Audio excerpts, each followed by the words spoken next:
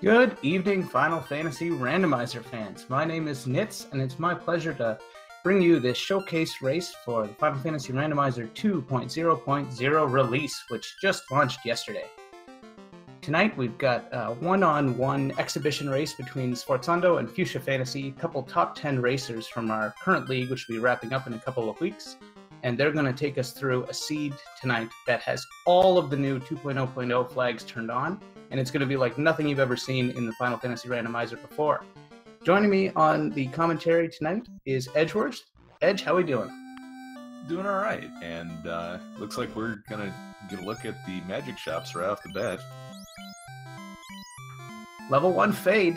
Can't go wrong with that. That should make things a little easier.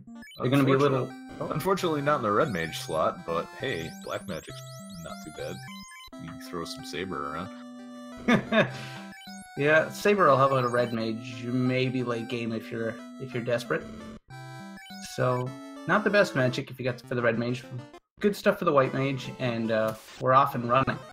So we've got everything fully randomized, and that means a large pool of incentive items and the possibility of getting wildly different things from the early quest rewards that we're not accustomed to. So we'll get into that as soon as we see Garland get taken down, and that's exactly where they're headed right off the bat.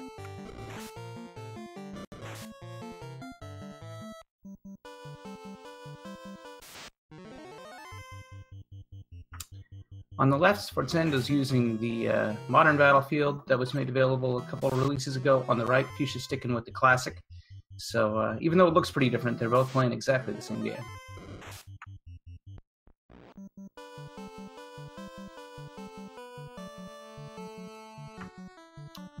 Quick reset out for Sforzando.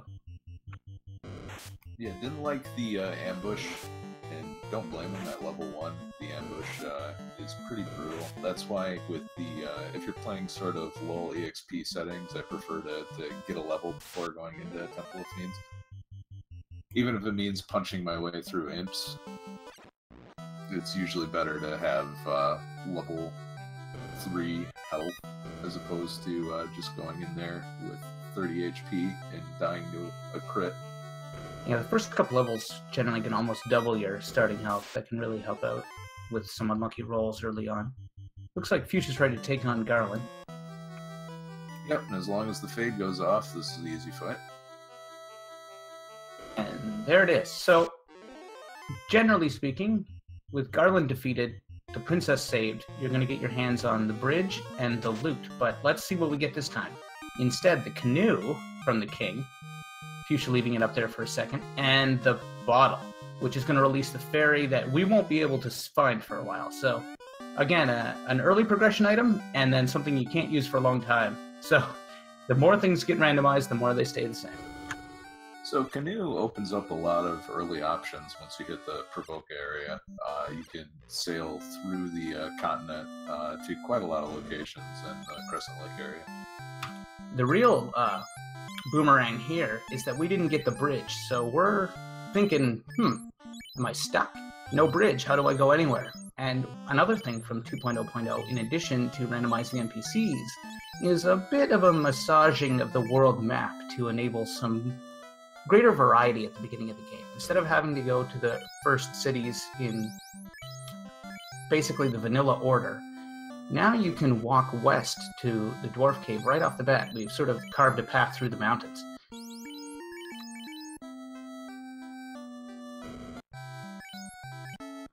So you can definitely head to the Dwarf Cave and then walk right across the canal to the... and Sforzando realizing that. Yeah, he had a bit of a wait a minute moment right there. Where's my bridge? Not with NPC shuffle, not guaranteed. And so he'll head west to visit the dwarves, and he'll probably find the bridge there. Well, with the canoe, that opens up a lot of other options. He can go straight through Elfland to the Crescent Lake area, talk to the sage there, go into the volcano, hit Ice Cave. There's a lot of places he can go to. Yeah, that's true, because one of the things, and you'll see this for the first time in tonight's race, is that the game has programmed the bridge and also the canal/isthmus to trigger the credits scene. So we didn't have to change a thing, but Sforzando is going to cross the canal instead of the bridge, probably. And when that happens, you're going to see the credits just as though he had crossed the bridge. And that's just sort of a programming fluke that we exposed with the 2.0.0 release.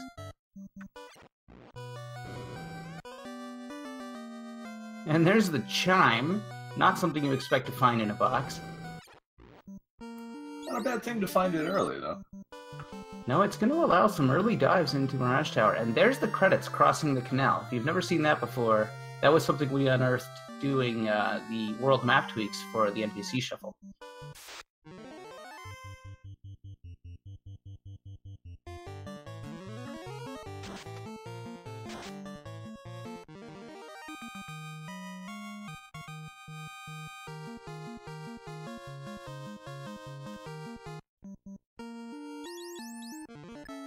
And Fuchsia's well set up for this long walk. The stack of cabins is definitely going to pay off. But I think if I was in Fuchsia's shoes, I might go for some more of the free chests, or at least take some levels before going into the Marsh Cave. Yeah, the Marsh Cave play here is interesting because without like warp or exit or anything like that, it can take a lot of time, and there's no guarantees you're going to find much. It's quite likely you're going to get the floater before the canal, and if you get the floater, you can start zooming around. The Marsh Cave is not your best bet in terms of treasure chest versus walking time anymore. It used to be mandatory so often before NPC Shuffle, and now it ends up one of those places you might never have to go. The other thing is, the levels are almost mandatory because you don't have any access to level 2 magic. So all you have is one person that can cast Fate, and that's really it. Kind of an unenviable position to be in when you have only one source of AoE magic. Yeah, and we've got Tier 4 Red Mage castable at level 3, and Life was also there at level 3 for White Mages. Invis 2, Harm at level 4, some pretty good magic in Elfland. So nothing, a bit dry on the black side. Go ahead. Yeah, the Black Mages, it looks like all of the utility spells ended up front. Of course, we haven't seen level 2 yet, but if you're looking... I don't mind this play from Sforzando at all. I would rather know that... take a chance on getting Exit or Warp before doing Marsh Cave, just because of how much time that saves. Yeah, it's not mandatory that we know of yet, so it is a gamble one way or the other. He might not even bother with this and go straight to Crescent Lake. At Crescent Lake, you can speak to the Canoe Sage and get another incentive item. He could have the floater, he could have the Basimode, he could have all kinds of stuff. So, yeah, and that's what Sforzando looks like he's going to do, is head east through the Swamps of Sadness, we call it, or the River of Doom. Both of those go from Elfland over towards Crescent Lake and of course the desert where you get the airship. And pre-NPC Shuffle, basically you would never travel that route because you couldn't get the canoe until after you were already on the other side. But that has changed, and Sforzando showing off some new routing that's becoming commonplace here in 2.0.0. Which I'm just going to start calling 2 from now on. FFR 2. The sequel? It's not FF2R, it's FFR2.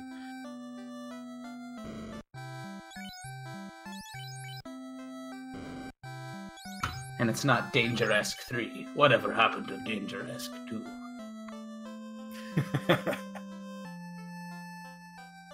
Still want to know how he types with boxing gloves on. And there's the tail from the Canoe Sage. It's a bit of a teasy item. Sometimes you play so far through the game before you even find the thing. Here we've got it so soon we can't even use it yet. That's a really nice find for Sforzando. From his perspective, the Red Mage is not doing a whole hell of a lot right now, and he might be able to do that. Meanwhile, on Fuchsia Fantasy's side, we have the Rod in the incentive chest guarded by the Wizards, and that's not exactly the item that you want to find either. And that, yeah, it's something you're eventually going to need, but you don't need it yet. With, I should mention, all of the NPCs handing out incentivized items. That makes the incentive pool much higher than it used to be, but it also has a lot more things in it than it used to have. instead of just the Masamune and ribbon and the plot items that you find in chests, it now has the it has several checkboxes to toggle everything that's available, but I'll run through them while they're zooming across the map there. Yikes, careers of heat. Sforzando manages to get away and is gonna save, and a giant stack of cabins from both parties looks like it's gonna pay off. Now, Sforzando is trying to figure out how to make it all the way to Provoca, and wouldn't this be a treat if this was where the floater ended up in the hands of the pirate? So just quickly going through the incentivized stuff, we've got the Ice Caves chest and Ordeals incentivized, as they usually would be. The Wizard's chest that Fuchsia just went to in the Marsh Cave. In Earth Cave, we've got the Ruby chest behind the Vampire. In Volcano, the Red Dragon chest. In Sea Shrine, it is the Slab chest in the Mermaid area. The Sky Palace, we've incentivized the Bane Sword chest. Possibly the Adamant chest on the following floor. I have to check my notes now. And then in Corneria, the lock chest normally contain the TNT, and the Marsh Cave chest that is key locked farthest from the entrance is a second incentivized chest in Marsh. And the item pool is the Masamune ribbon, now including Opal Bracelet, White Shirt, Power Gauntlet, Defense Sword, Thor Hammer, the Tail, and all your usual quest items. So a huge pool and a huge set of items that can trickle into that pool in FFR2. Joining us in chat this evening to talk all about it is the author of most of the NPC Shuffle, 90% of it himself, Tartapan. Tartapan, how are you doing this evening? I'm good. Thanks for having me along. Oh, it's our pleasure. If you have questions for the architect of tonight's entertainment, fire them into chat and we'll make sure we proxy them over.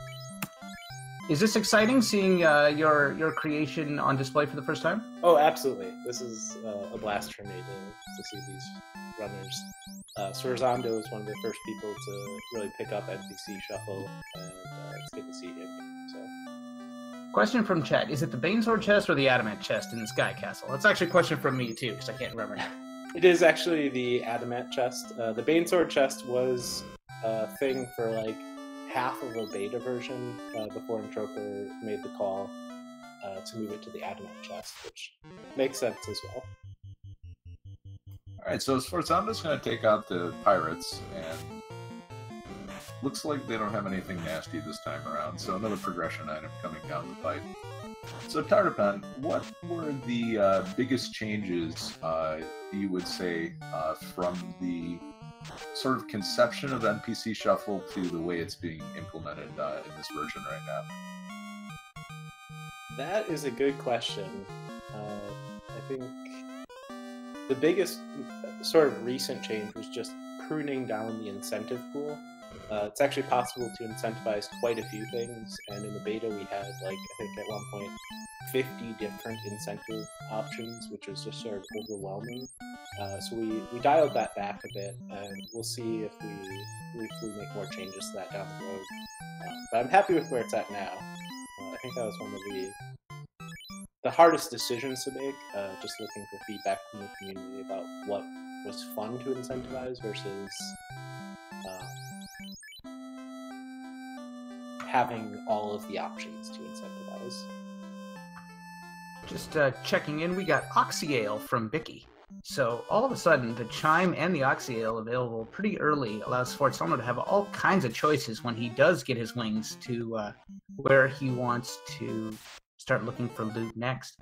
So let's talk a bit about the open progression, because you were talking about how we're trying to find the line of, like, where do you stop with NPC Shuffle? Well, we stopped pretty far on the line of we're going to edit the world map, we're going to add docks, we're going to excavate mountains and turn the canal into a bridge, and that really, really changes item placement. So was that far more than you originally envisioned, or were you really hoping to do this kind of stuff all along? That was definitely not part of the original plan for NPC Shuffle. It just sort of occurred that when you started getting the very early canoe, how interesting that was to the progression, and if you change just a little bit of the map here and there, what other opportunities that opens up. And it's just that early canoe is the biggest thing I would say about NPC Shuffle in general, is just that you get that and you can go places you couldn't go before. Yeah, I recall perhaps the small contribution I made to this feature was the case of the canal being walked over, which is something we saw both runners do after visiting the Dwarf Cave. They walked south over the canal and triggered the credits scene. That's something that basically never happened before because you couldn't get there in time and it was never practical to cross it. Once you got the TNT and gave it to Narek, that canal actually was blown wide open. You could sail through it, which you had to do every game, but you could never walk across it again. And with item placement making it so that the canal was something you could get randomly, we had a bit of a soft locking problem. What if you find the canal and the canal appears and you're on the wrong side of it and the ship is docked on the other side? So I figured out how to make the canal turn into a bridge, just like the one between Corneria towards Montoya's cave, so that you could both sail through it and walk across it, and help open up the item placement opportunities without worrying about soft locking. Because now, no matter when you find the canal, you're not going to get locked out. It only allows you to sail through it, doesn't stop you from walking across it. And that's my 5%, 1%.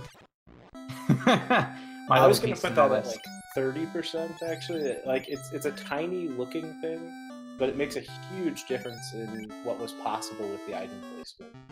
A lot of things that were being done are just not necessary as it made its way out of the beta. So, kudos to you. Oh, well, thank you. Are there any other shoutouts, developers, testers, idea people that have contributed along the way that jump out to you when you think about this? Well, besides Introper, of course. Introper has really made it very easy to contribute. Other people in the community chimed in and gave feedback that was very helpful.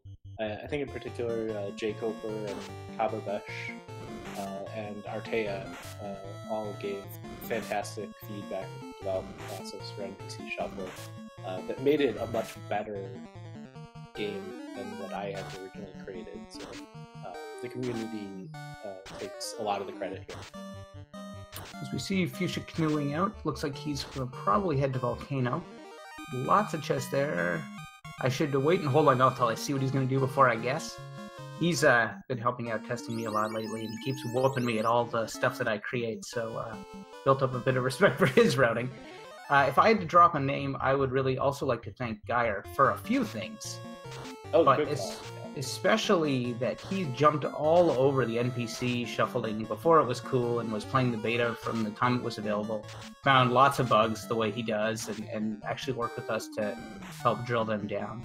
And that was awesome. Also because his and Fiesel's speedrun of Final Fantasy Vanilla that went to GDQ was sort of the thing that triggered me to get into this entire community. So it's amazing how things can come full circle like that, and then I can work on something that he plays and has fun with. So that's a lot of fun for me to see that happen.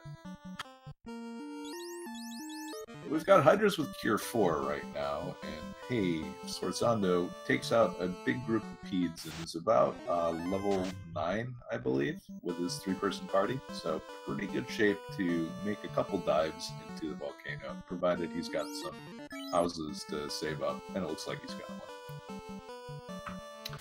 I feel sorry for the NPC shuffle trackers because the game just got a lot more messy.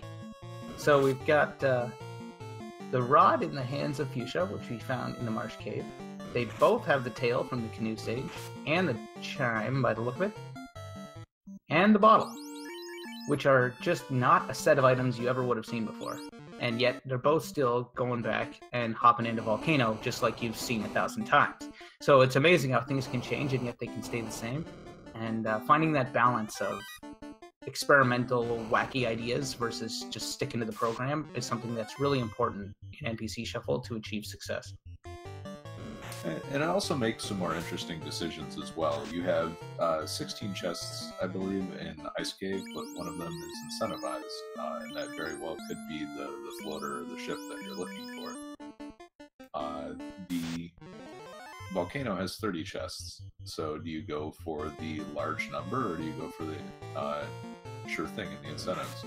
And that's a decision. Looks like both of them went with the Volcano. Can't really fault them for that.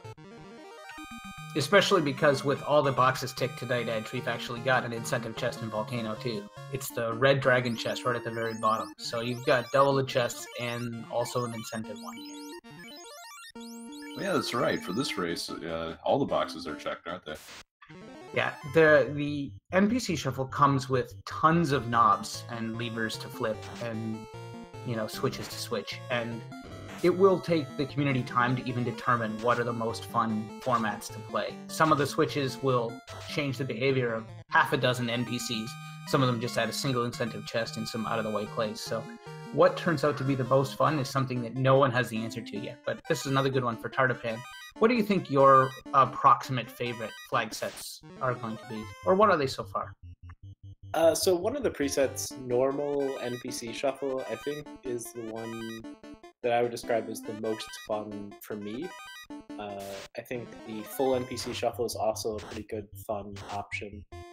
The one drawback is if you don't like the random unknown fetch quest, then the full NPC shuffle may frustrate you at times, because you usually will end up with like at least one long fetch quest where you go to like 3 or 4 different NPCs and then you get like the power gauntlet or something that not exactly the ideal thing you're looking for after all of that work. But the normal NPC shuffle I think is my favorite flag set. Well, tonight we've turned it up to 11, so we're going to see the longest fetch quest we can possibly see. Maybe we'll set a record for the longest one. At least with all the NPCs incentivized and every switch flipped, I think there are enough items that we won't have any leftovers where NPCs are giving you normal items. Because that was my least favorite thing. You know, you give Astos the crown and defeat him, and what do you get in exchange? Like 500 GP. Not super thrilling and kind of anticlimactic. So it's important to make sure that there are enough incentivized items that every incentivized item source has something good to give you. Boy, this volcano is proving to be a bit testy. We've had some pretty tough peeds. No one's been on the second floor yet. Cabin here, Yeah. Just a bunch of GP. Yeah, Wiz Ogres with Blizzard proving to be the things that are wiping good chunks of the party, and I think both players are in here without very many life charges, if any at all. So the insta-death spells off the giant like Glare certainly not welcome either.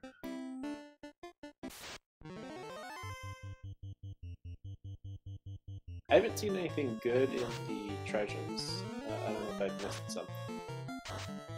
There's been some useful things, but nothing particularly critical. Like, I've seen silver armor and silver bracelet, which will certainly help the party, but it's not anything that you would, I don't know, after taking a death, it's not anything that I would go back for. Thief gets glared down, and Fuchsia just gonna let that thief take a dirt nap. Yeah, both runners running a 3-person party. The only difference is red mage on one side, black mage on the other. Good turn order for Sforzando. Doesn't get punched by the fires, and he's going to get that chest back. And this is where I usually like to walk out and take a safety save. Yeah, the second floor is pretty close to the entrance, so it's easy to get back out, and then you can scoot right past it to get to the third floor because of all the fire tiles. So this is a nice... it's a nice time, and it's low risk, and it doesn't take that much time, and you're not going to get many random encounters. So that's what Fuchsia does too, and now onto the third floor.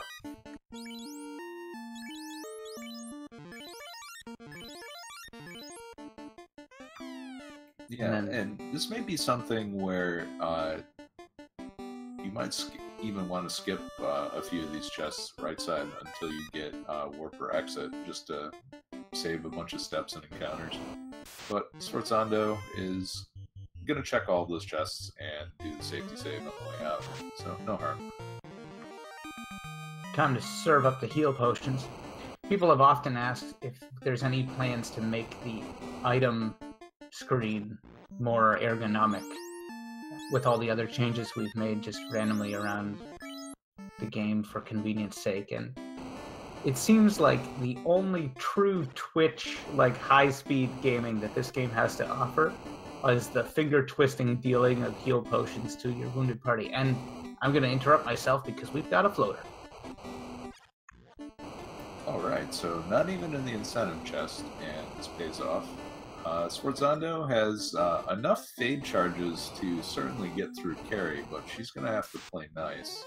One punch to the white mage, and this is going to not go so well. Yeah, Carrie has the potential to be really trolly when your party's low level. She can hit hard.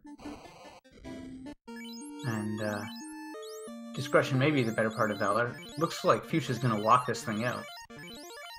Yeah, and this opens up a lot of different options. I don't necessarily mind this play either, although I think the better play would be to get a few more levels before going in the first place, so that you can take the carry fight. What about at least heading down to the other incentive chest and then making a decision one way or the other? Well, if you're gonna take the floater and leave, you're gonna hit that other incentive chest anyway. And with the items that Fuchsia has plenty to do on the world map. So no real big drive to go pick up that incentive chest. The floater is the thing that really cracks open the world for you. So you still, from Sforzano's perspective, he still, he can do Marsh then. Or he can check the vampire chest on the way through. I mean, that's another option for Fuchsia. So lots of different options, and I think that's one of the nice things about NPC Shuffle. There aren't really the cut and dry decisions that there are from the standard randomizer anymore. No, so many decisions. He's got the chime, so if he was, psychopathic, he could kick in the door to the Mirage Tower and loot the first couple floors there. There's tons of chests, if you don't mind cheating death every step of the way. And I think he has the Oxyale as well, right? Not just, they found the bottle, but he got the Oxyale somewhere else, so... So this is a fine pickup from Sforzando as well, and he'll probably be very happy to find this. The Sun Sword, and that is going to have definitely enough base damage to crack open Carry. Flame Armor and Dragon Armor as well, so he's properly equipped for this. He's got a real decision on his hands now.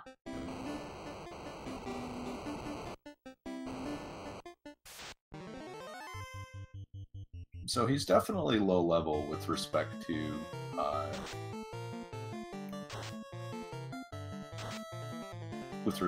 where you usually are when you fight Carry, but 3 hits for 285 with that weapon. The Sun Sword is definitely going to have enough power behind it to get through Carry's Absorb. It's just a matter of how risky are you feeling. Yeah, and we actually have some player-friendly flags on tonight. With enemies are only scaled up to 150. So that also bodes well, because even a worst-case carry is not going to be as bad as when you've got, you're scaling 200% or higher. Yeah. I think really the most scary thing Sforzando is hoping is not a nasty ability on carry 1. I've definitely had my share of running into carry 1s with Blizzard or Thunder, and that would put a serious dent in his party. Yeah, I covered a race a while back where Carry 1 had Death Touch. Nothing you can do about that, and that's something you want to avoid. Alright, so Fuchsia's just quickly cruising the world now. We see Gaia has Exit at level 7. That's going to require some leveling to take advantage of.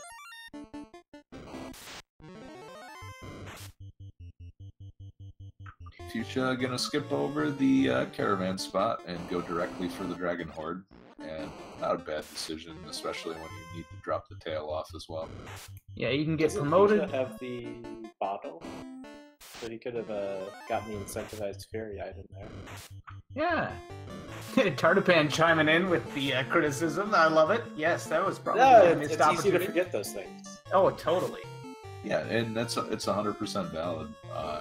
The routing, like I said, it's not standard anymore. So you have to think like, oh, what are convenient things to group together and route together on the fly? And that's one of the nicer things from other randomizers that I've played that I'm happy to see is in FFR now.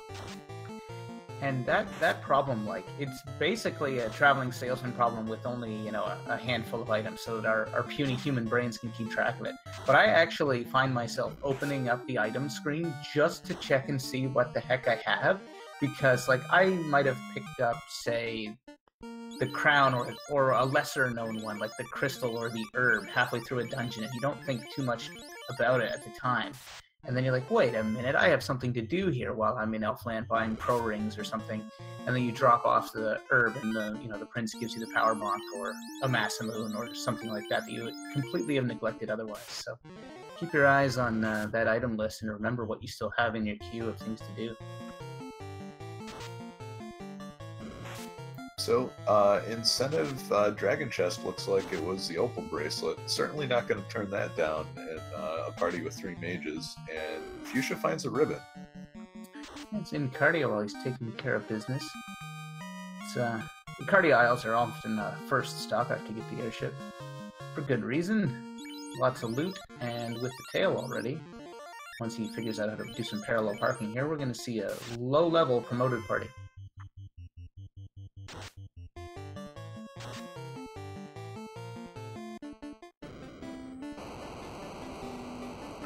Alright, Sforzando mustering the courage to take on Kerry with his pretty low level, but ever growing in party. I notice his fighter now has north of 300 health, so he's obviously gained a few levels since earlier when we were talking about this. Good play by Fuchsia to recognize that the double Saria fight is certainly worth taking.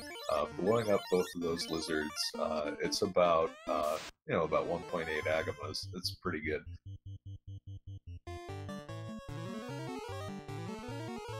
He opts for fast, but not Fog 2, choosing instead to Fade. Gets a good roll on it.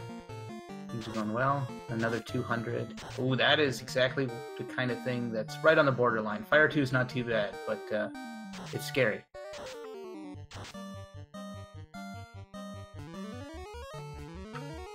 And with his fighter put to sleep, that's going to be trouble, but he wakes up right away.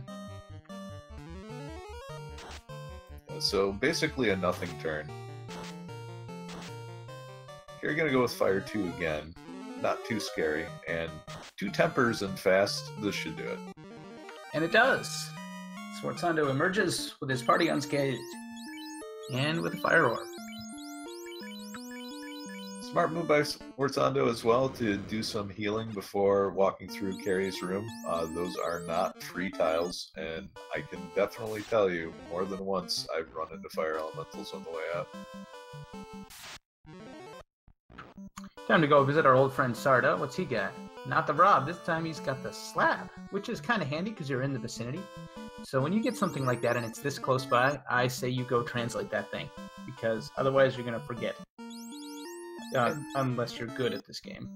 And that's another item that you can get, cash that in for another progression item. Fuchsia, not realizing that the Titan moved over a couple tiles. Sorry, those aren't free chests anymore. Yet another FFR2 enhancement, if you will, is the Titan's Trove, which is a checkbox in amongst the map editing checkboxes that shuffles the Titan west a couple steps, moves the wall east a couple steps, and it creates a single tile that is at the intersection of both entrances and the path to the treasure, and sticks the Titan there so that you need the ruby to get those 4 chests. And he doesn't have it, so he's going to have to come back later.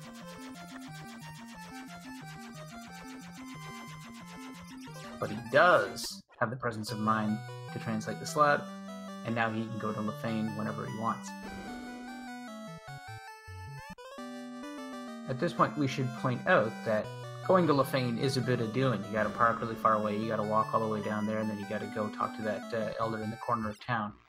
And while he is going to give you an incentivized item, it's not necessarily going to be the chime, and it's definitely not going to be the chime today, because we know that they both already have it. Yep, nice park far away, go for a nice walk, feels like you're going to a Jays game, but he's just gonna pick up the incentive item in Lefane right now.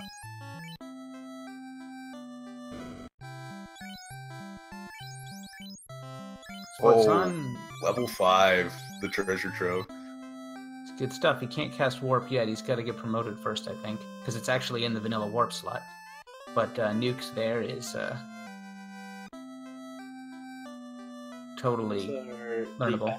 Belzix and Melmon in a while. Yeah, Melman's fallen on hard times, and its population really broken and despondent. Like, even with the Earth Orb restored, the Vampire defeated, which, I mean, neither of those things have happened yet, to be fair. I don't think they're ever going to get off their butts and spruce up the town.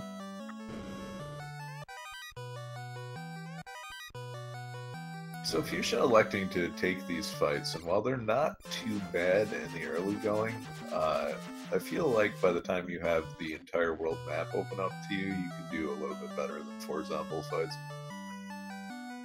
Can you throw out some recommendations? Well, it depends on the routing. You've got the chime already, so first floor Mirage is open to you. Take a spin around there, blow up the vampire groups. If you can get the cube, also good. Gershark's Big Eyes and Sea Shrine. Oxyel is available. We see from Sforzando's side, it was hanging out in Provoca. Yeah, so Fuchsia went and translated the slab. I don't know if he popped his head into the magic shop or not, but seeing that level 5 warp is just the kind of thing you want to make your spelunking for treasure and levels that much easier. I don't think he has warp or exit yet, because exit's at level 7, right? So yeah, no exit charges yet. Warp probably the most accessible one, but I don't know if Fuchsia's found that yet. yeah. Warp really opens the door to going to the waterfall, another random incentivized item, and it's so much easier to warp out than it is to walk out of that place. Also makes the ice cave a lot nicer to check as well. Absolutely. Neither player has been there yet, and it has another incentive location, so you can really start to hammer through your incentives until you're basically in go mode, and then decide to take down all the fiends or grind some more levels, but that's sort of the general gist of the routing.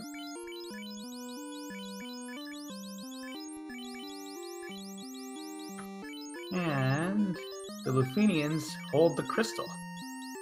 So we're into fetch quest territory because we have to turn that in now to Matoya.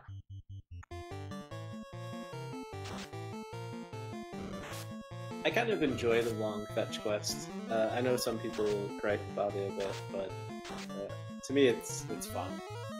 It's more interesting than the original Crown chain. Yeah, they're fun for casual play, especially because you get to have that excitement of what am I going to get every single time, right? It's why Zelda has the fanfare when he finds an item, and then it's just sort of the nature of it. From the speedrunning perspective, yeah, it's totally a waste of time. So that's why the flags exist, right? Do you want that or not? And tonight we want that, so we get it. And well, we'll look forward to seeing what Matoya gives you. I especially like when they happen early and you don't have the airship, because then it's actually an arduous journey around back and forth to try to get the stuff you need.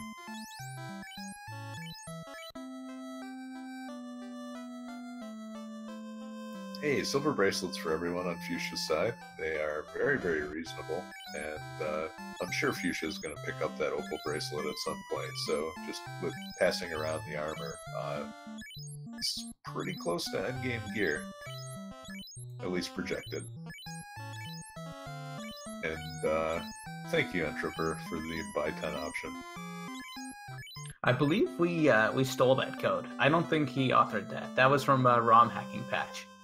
Hey, he still stole it, so thank you for stealing it. I mean, he stole it from a place where they were giving it away, so it's not exactly highway robbery or anything. All right, high-fiving in front of the ferry and enjoy your adamant. That's awesome. So, good pickup for Fuchsia to get this before going to drop the crystal off. And again, it's how efficiently can you route things together. Once you have, say, a group of 2 or 3 items, that might be when you start cashing in those long chains. It's pretty awesome that Sforzando is now going to do the chime quest, which is not going to give him the chime anymore. We know he's going to get the crystal. And what's particularly funny about that is they did them in exactly the opposite order, but they're still ending up with a pretty good route where they can both turn them in on their next trip to the southern hemisphere. And hey, speaking of which, that's the man himself. Entroper has just joined us. How are you doing today? Hey everybody, I'm doing pretty awesome today. How's the race going so far? I just saw them high-fiving at the ferry, as you guys said. Yeah, they're doing the exact same parallel sequence of quest item chest hand-ins in exactly the opposite order. So Fuchsia got the crystal first and the adamant second, and now he's going to return those things. And Sforzando got the adamant first and is now going to get the crystal, and will probably return those in the opposite order. So they totally just like sort of encircled each other. But it's a very close race so far. Nice. Yeah, that's what we like to see with all these routing options opened up by the additional shuffling. Tyro breathing fire and he's got squint. He's not putting up with any of your BS, Sforzando. It's a serious Tyro. Alright, come on. Something good next. Oh, So you should have picked Team Steak if you wanted Tyro's team. Isn't that how it works? The politics of the Team Tyro, Team Steak thing are not completely clear to me even now. How can you hurt a Tyro, though? Just look at their face.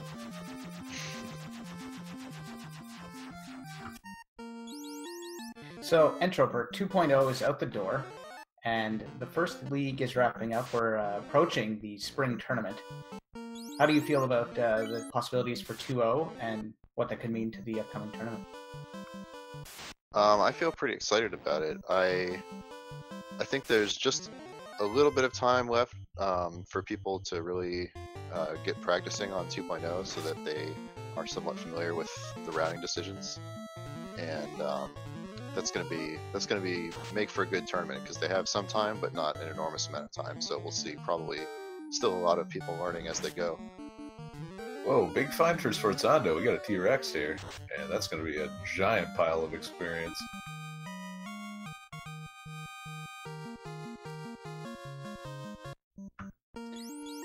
$2,400 EXP is almost 4 Agamas.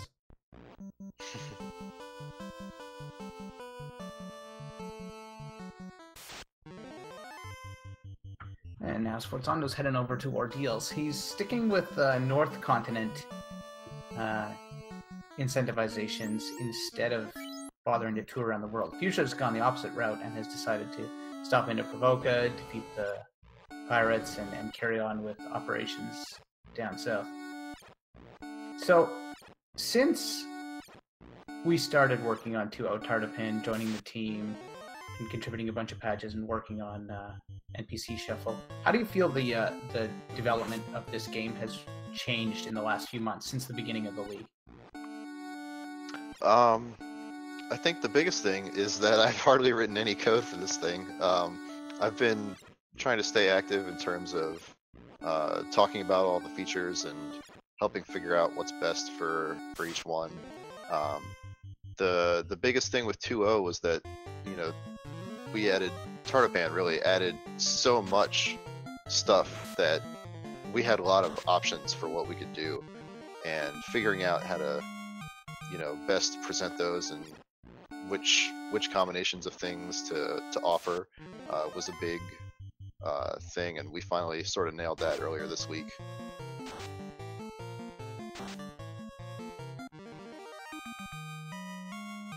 Or at least we nailed it down for the 2.0 release, and we'll see. Obviously, we'll be very interested in hearing feedback from the community in terms of how they feel, whether they want more flexibility or whether what we have is good. Yeah, it always takes stuff like that to shake out over time, and it's funny, once something becomes established, people resist changing it, and then they experience that change, they're like, you know, this is pretty good, or it needs improvement. So I look forward to getting all that feedback too. Mm-hmm. And just the way that we have the steady running beta now, how you brought up that beta subdomain so that we could have the main application running in one place and have our you know, our sandbox off to the side where people can play around with the new stuff before it gets launched to give us some greater confidence has been a real boon too. Yeah, I think that helped a lot, and especially, you know, even before we had the NPC Shuffle in beta, we gave it its own domain so that we could do a little more testing on that stuff before even getting it close to production. So that was really cool. We had sort of an alpha going on with that, And we're still doing that, I guess, with stuff that's even beyond the 2.0, right? Yeah, in a Stuff sense, that- like it's always pipelined, right? There's this release, there's the upcoming release, and then there's all the stuff that's like swirling around in the clouds beyond the upcoming release. So Yeah, that's actually been the most exciting thing, is that even with the major changes that 2.0 is bringing, we've still been able to develop new features even while testing the stuff that's going on with 2.0. So we've got a 2.1 already on the beta website, and that's, you know, we've already had a chance to iron out a lot of those things. So 2.1 will probably come pretty soon, and then obviously there's a 2.2 in the works right behind it. So, and even after that, we've got a full page of issues on the GitHub, you know, things that we can pick out to work on. And a lot of those things are things that I'm actually excited to get back to coding for. So there's a lot in the pipeline, and that's really good for the community. It's really good for the randomizer, and I'm super pleased about that.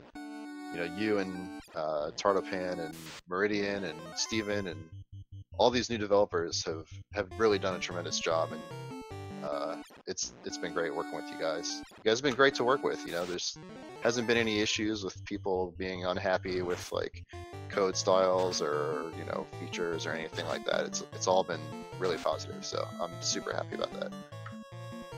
yeah, I don't want to overdo plugging the dev community, but as a representative, I've had so much fun working on this project, and the people that, you know, that's basically those of us here and Meridian and Steven as well. Artea a while back, like, just so easy to work with that there has never been a moment of stress, because when it stops being fun, that's when we all go, hey, wait a minute, this was supposed to be fun. And it's just as much fun to work on as it is to play, as it is to watch other people play and commentate, and the whole thing has been great. So I agree completely. We had a good question from Triton in chat. What turned out to be the most busted thing during the development of 2.0? Tardopan, you want to go first? I think you know the story of this one by now. This is something I forgot about last time this question was asked. At one point during the beta, if an NPC gave you gold, at the end of them giving you the gold, it would increment a random address in memory, which we eventually found because it triggered the bridge scene for one of the players.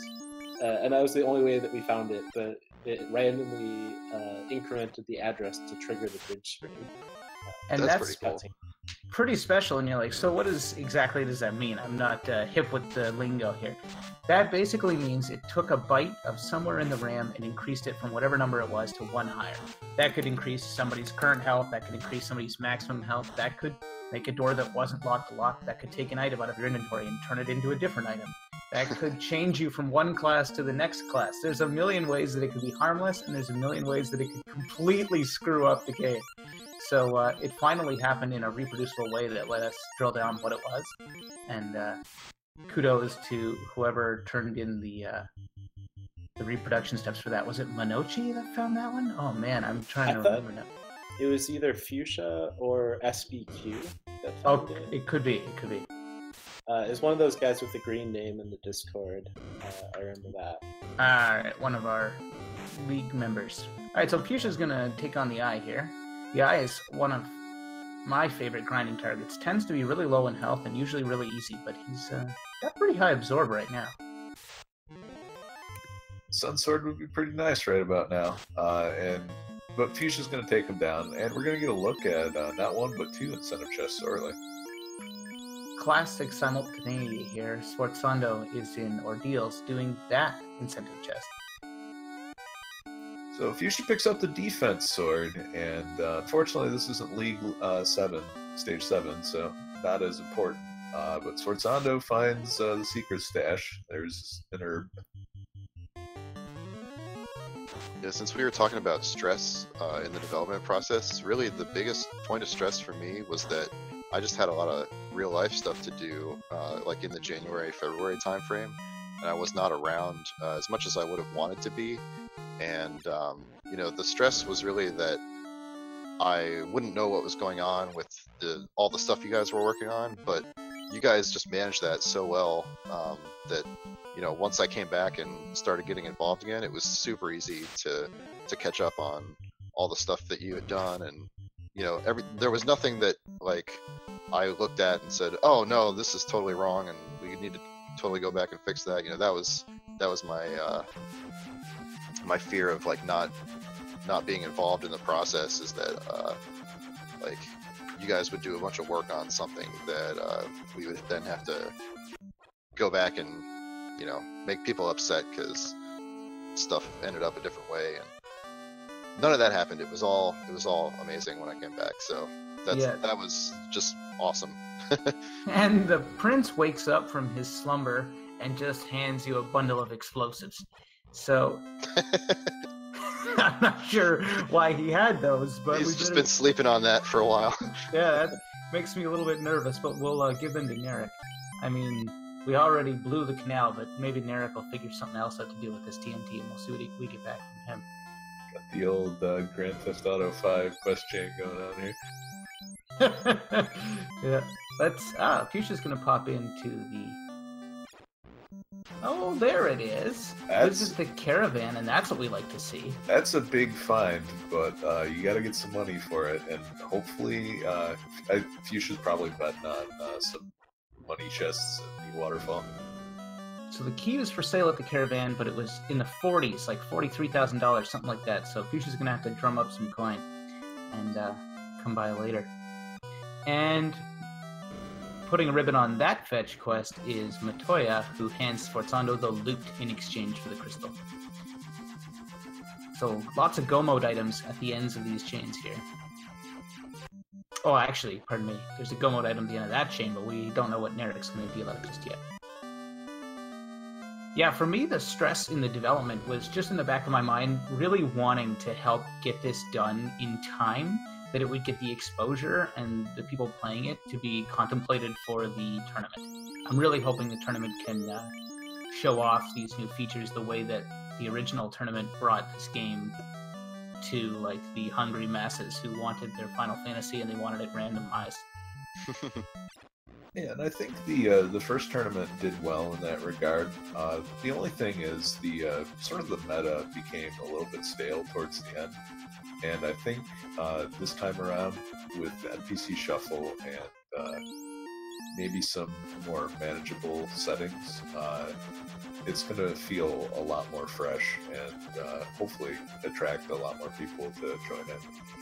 Yeah, that's exactly what I'm hoping, is that it completely turns the game around in terms of routing decisions and stuff like that. Question from chat: NPC shuffle. What? What does that even mean? What even is that? What is NPC shuffle? We got the guy here, Tartafan. What's the envelope? What's the elevator pitch for the NPC shuffle? Give it to us in 30 seconds. So it's just shuffling the items that NPCs normally would give you. Got like at least 20 more seconds. No, that's it's a long elevator, right? Yeah. I live in a town with short elevators. There's only like 4 stories here, so All right. If I could expound upon that a little bit. Please do. It takes the concept of incentivized items that you had in Final Fantasy Randomizer, which was limited to a few go mode items and the Masamune and the ribbon, and it tosses into that bag everything that an NPC gives you. And then it adds the NPCs to a separate pool of themselves into the incentive chests. So along with the ones that you would find at the end of ordeals, the ones at the end of the ice cave. So now you got these NPCs jumbled up with treasure boxes, and you've got the NPC items jumbled up with the stuff that you got from treasure boxes, and then we deal that all out randomly. And so it really opens up the different places that you can find everything. Same items, just all over the place now. If you want Vicky the pirate, after defeating his pirate crew, to give you the Masamune, you can get that. If you want to find the Oxyale in a treasure box at the bottom of the marsh cave, that's the kind of stuff you're going to get. Yep. And the thing about it that actually blew my mind the first time I saw it, we had talked about it just a little bit in chat before this was ever started in development. But the thing that was really cool was that the bridge and the canal were made into items that, you know, NPCs would give you. And so those could be found in treasure chests, or they could be given to you by different NPCs, and that sort of really opened up the routing decisions wide open. Looks like Fuchsia and Sforzando are going to high five here again in Waterfall. Waterfall Cube Robot doesn't have the cube tonight. He's got a ribbon instead, which is a welcome item. 100% no complaints. And hey, here's another one of those fights that are very good to pick up, but unfortunately Fuchsia rolls the sort of bad end of it. You could end up with 5 whiz mummies and 4 mummies in this fight, and that is significantly better than what he got. Looks like they're not quite going to high five. Sforzando's got his exit magic queued up. Could have been warped, actually. Wasn't sure. But he's out of there. And they never really ever stepped on the same tile. So. Oh, that's Sforzando resets out of another good fight. The double Frost Gators and Red Caribs. If you can get 2 of the Frost Gators together, that is another solid fight experience-wise. And again, one of the things that I do like about the NPC shuffle is that because you're going back and forth across the world map, knowledge of a lot of the world map locations is a lot more important. And you definitely go places that you have never gone before in vanilla, or not vanilla, but standard FFR. We're going to start calling it FFR Classic. I like it. Yeah, FFR 1.x. We're in a new era with 2.0. The other thing I found interesting is that early when we were doing NPC Shuffle betas, we noticed, and this wasn't just because we were like garbage dev players. Even Geyer noticed that his seeds were taking a half an hour longer than playing the game normally. And we're like, oh yeah, that's because of all the extra fetch quests running around that you have to do. But amazingly, as time went on, and as we learned to make the flags better, and Tartapan added stuff to lump together the fetch quests, which is an important checkbox that really saves time by keeping the quest chains intact, but still randomizing when they start. And we've actually got to the point now where NPC shuffle races can be faster than similarly seeded classic races, just because you're liable to get the floater and things so much sooner. Mm-hmm. Yeah, and the open progression stuff, the edits to the overworld map help that a lot as well, because it gives you more options for places to go right at the start. Sforzando getting some fantastic luck with the encounters. Gershark Big Eye, you're never going to turn that down. This is a fantastic fight experience-wise.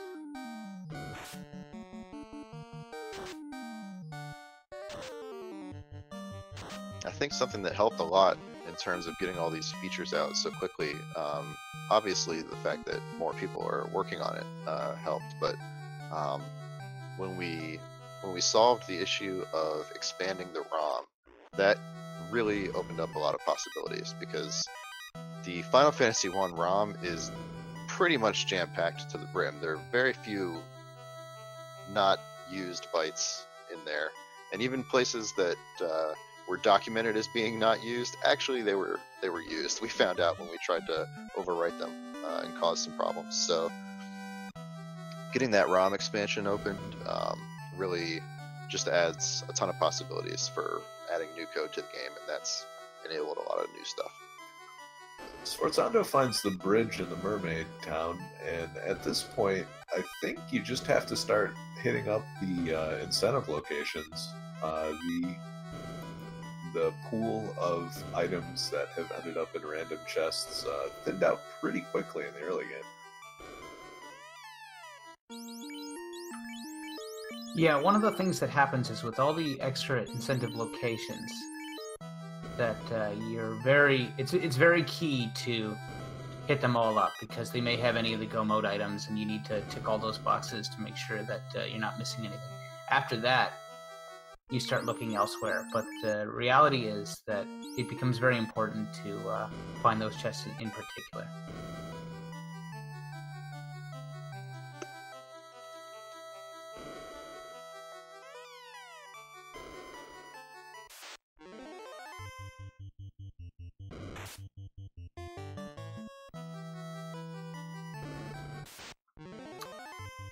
And now Fuchsia's going to head down, but he's got the Mystic Key, which he just bought from the caravan vendor. It was just right out there in plain sight, so good on him for remembering to check it, and we'll see if there's anything important key locked. We know that the Marsh Cave key lock chest in the far bottom right corner of the basement is incentivized, and so too is the Corneria key lock chest that has the TNT in it. So it could be a pretty important play here for him to check these out. I would say other than those two chests, though, going around and checking all these key lock chests may not be the best use of time. Based on the different incentive options, I think we're at the point where only incentivized locations have good things at this point. They all have pretty near endgame equipment. So another one coming up then, if I remember correctly, the Canaria incentive. And I think that was it with the white shirt. Yeah, Zeus Gauntlet next to it, not so bad though. Hey, there's a ship. Maybe that was it. Bottom line, there were 3 potentially incentivized items in there, and I can't remember which is which. It was the ship, in fact. So the white shirt was the other incentive item that ended up in a non-incentivized location. White shirt. If you're following along, you'll notice that he actually popped it on there and discarded the gold bracelet, even though it has a slightly worse evade penalty. A cast Invis 2 is used as an item, so if you want to make room, you can do that. And it also resists fire and death. So 3 locked chests in the Temple of Fiends. Fuchsia's gonna take a look-see. Sforzando is gonna do a safety save after checking out right side. Question in chat about the bridge over the canal spot. Nitz, can you explain the soft lock? Yeah, so when you start, and in particular, when you take the canal out of Narek's hands and basically make it so you can find the canal anywhere, you run into a problem where you park the ship on one side of the canal, walk across it, and then find the canal on the other side, and you could not get back to your ship. And the code that we would have had to write to make sure that that was impossible is a lot of work and tricky to get that stuff correct. That wouldn't have been the worst part. The worst part is that it would be really limiting in terms of where the game can place things to avoid you ever getting into a problem where you've soft-locked yourself. So to eliminate the soft-lock possibility, when you find the canal, it in fact turns into a bridge, just like the one between Corneria and Matoya's area, so that you can both sail across and walk back across, and there's no more risk at all of soft lock.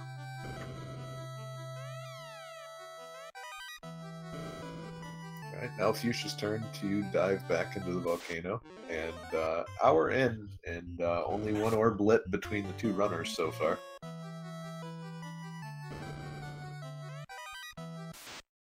Speaking of soft lock, that may be the first thing that I work on after this release, is fixing the soft lock that is most often encountered in ordeals when you don't know which way to go for the pillars. Now that we've opened up the ROM, we can got a lot of extra space to write some code to defend against that, so we'll give that a shot. So what are your plans as far as defending against that? Just opening up the warp stack space a little more? Well, the stack space, unfortunately, is actually the CPU stack, and so it is limited to 256 bytes. That's just a limitation of the NES.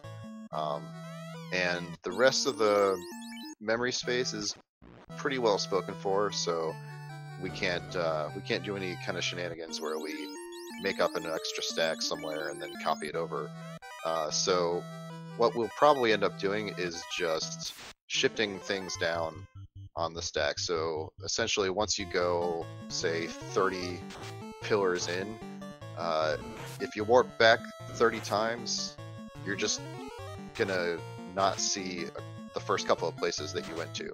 So, you know, if you've gone to like 37, 38 pillars, then the first 7 or 8 places that you went will be moved off of the stack entirely and overwritten. So you'll go straight back to the overworld if you somehow save enough warp casts to do that, which is technically possible because you could have 9 casts and 4 people who could cast it.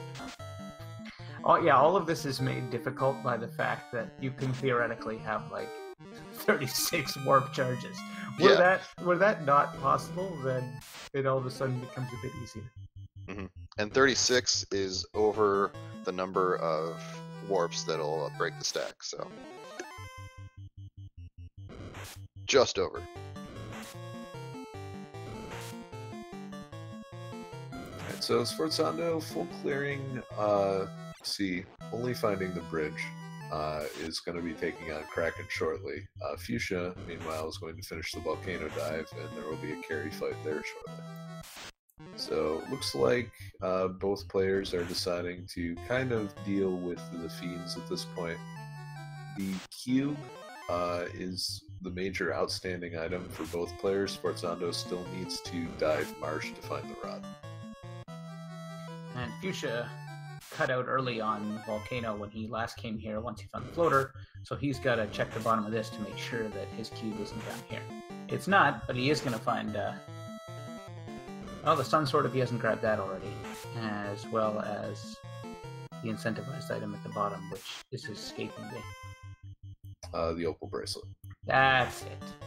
Yeah, and you would hope that to find Masmian or maybe even the Excal before starting your run through Temple of Fiends. But so far, both of those have been pretty elusive. Defense sword with enough buffs, I think can get the job done. So Fuchsia's in pretty good shape.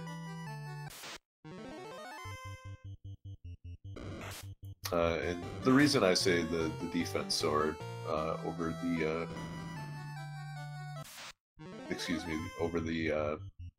the Sun Sword is this defense sword hits 5 hits earlier than the Sun Sword. And bang, bang.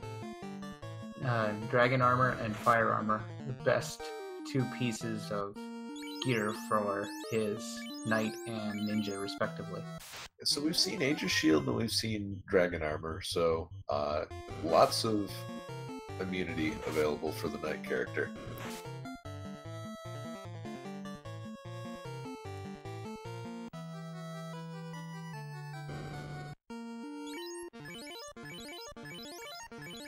And Sforzando is continuing to go with the 3-person party, so the Thief is not getting very much in the way of experience before the Temple of Fiends dive, it looks like, but hey, the ninja is going to get punched in the face by Kraken, it looks like.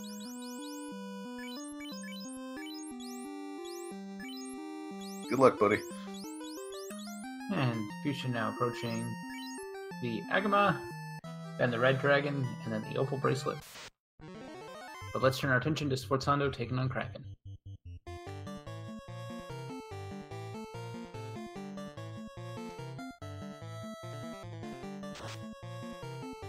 Opts for 2 casts of Invis 2, early as possible to ward off those nasty physical attacks. Well, the ninja he brought back for one reason, and he does his job, takes the first hit.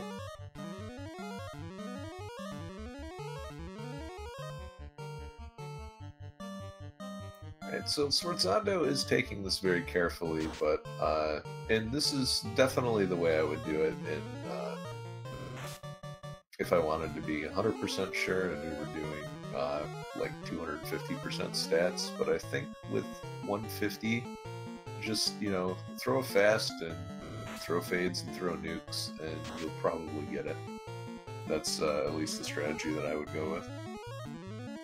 He is hitting pretty hard though, so I would be curious to see what his strength rating is.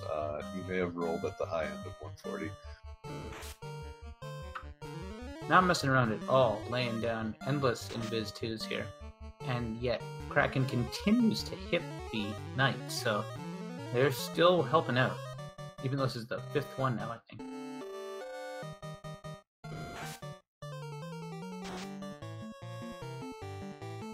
Yeah, Red Mage surviving there, and Kraken had a lot of HP and looked like no spell list, so probably the most terrifying combination.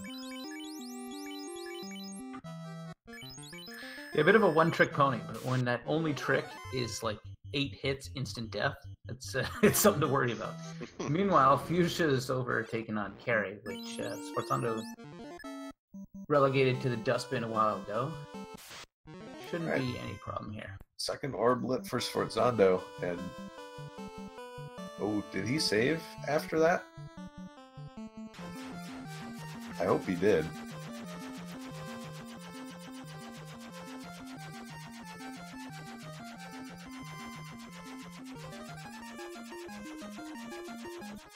Reset after an unrunnable, and looks like he's headed for the Marsh Canyon Center now? Or just flying around in circles.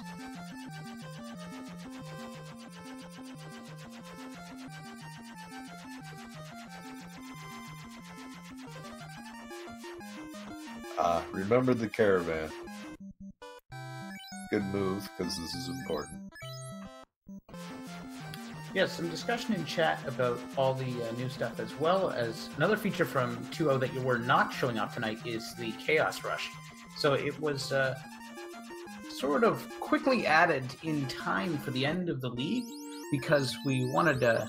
Maya cooked up a tiebreaker where the league racers will be able to challenge the Temple of Fiends Revisited as soon as they liked. Forget the orbs and the Mystic Key requirements. So the current version of Chaos Rush is 2 separate flags. One that gives you all 4 orbs lit right off the bat. Hey, that was easy. You just beam right in there with the orbs already glistening. And the second one unlocks a bunch of doors in the Temple of Fiends Revisited. So the Temple of Fiends Revisited has locked doors everywhere. Not only those 2 with treasures, not only the door after the Phantom, but just about every single door on the fire floor and on the water floor is locked with the Mystic Key. You don't notice because you usually have it by the time you get there. But such as it is, we unlocked a bunch of them so that you can go straight and fight Chaos. But the Chaos Rush flags do not include the loot, so you still have to get it. Which means in the vanilla NPCs, like it will be at the end of the race, you get it from Princess Sarah as soon as you save her. So you're in go mode right off the bat. But with NPC Shuffle, the loot could be any old place, and as a result, it doesn't quite give you the same rush in the current version for the NPC Shuffle. So that will be addressed in future patches, though.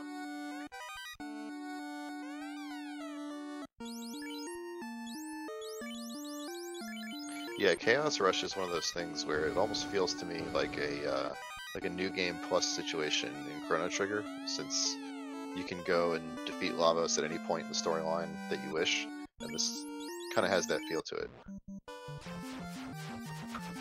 Yeah, at present it's still a very young feature that was basically created specifically for a tiebreaker at the end of the league, but over the next little while we'll grow it and flesh it out into something that makes a bit more sense in an NPC Shuffle world. Right, well, Fuchsia's going to pick up the herb, and Sforzando's going to crack open the crown chest, so nothing too exciting there. You leave that Tyro alone.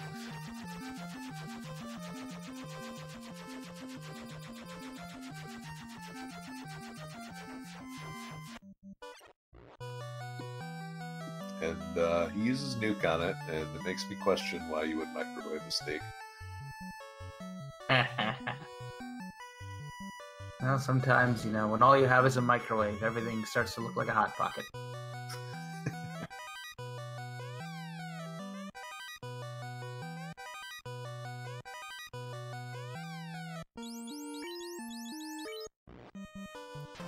Question in chat, NPC Shuffle, yep. So now whatever you get from the key items you get from the NPCs is randomized as well. So adding another element of randomness to this already great game. And depending on the flag set, that means that NPCs can have items you would normally find in treasure boxes, like piles of gold, and treasure boxes can have things that you normally receive from NPCs, like the herb or the chime. And Tonight we've got all the flags switched on, and that basically means that the NPCs are all incentivized, and there are a lot of good incentive items. So our NPCs should be giving out meaningful stuff. No cash from the NPCs tonight, but just about anything else is possible. So Sforzando's going to find the rod shortly, and I wouldn't be surprised if he immediately goes through and hits up Earth Cave. And if he full clears Earth Cave, it's a pretty good shot that he's going to find the cube. There's an incentive location down there as well. He's also got the Mystic Key, so he might go all the way and clear out the Mystic Key incentive chest if he's familiar with that too. We're still at a point where this is so new that some of the racers playing it are still just getting to grips with all of the subtleties themselves.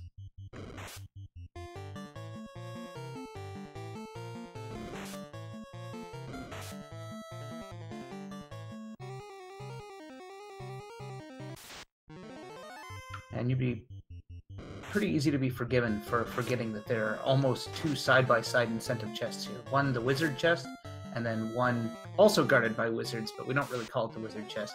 It's just the Mystic Key Lock chest farthest from the entrance in the very bottom right corner. I really enjoy that crawls have dazzle, so they can stun you, just like they can in the normal game, except that they usually do it on hit. You know, the more things change, right? Yeah, exactly.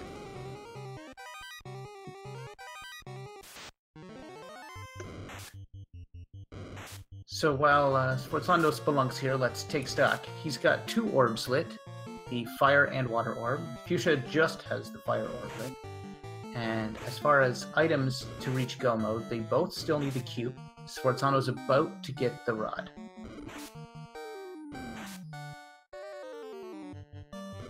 And that's it. They have everything else.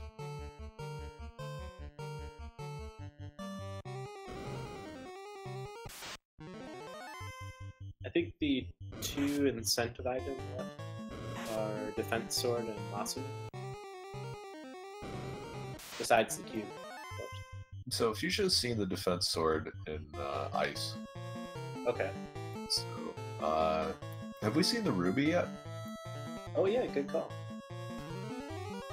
And that unlocks 4 chests in the Titan's Trophy. 3 cheers for alliteration.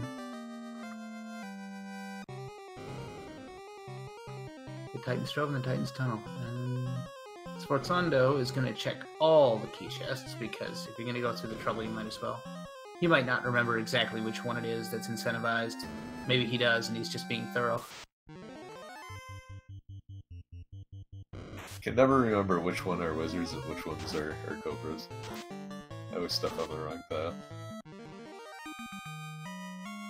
It's pretty treacherous, like all the wizards and cobras just collectively hiding in that room. They're like, okay, if he goes up for the side of the chest, you get him. If he approaches the chest from the front, I'll drop from the ceiling on him.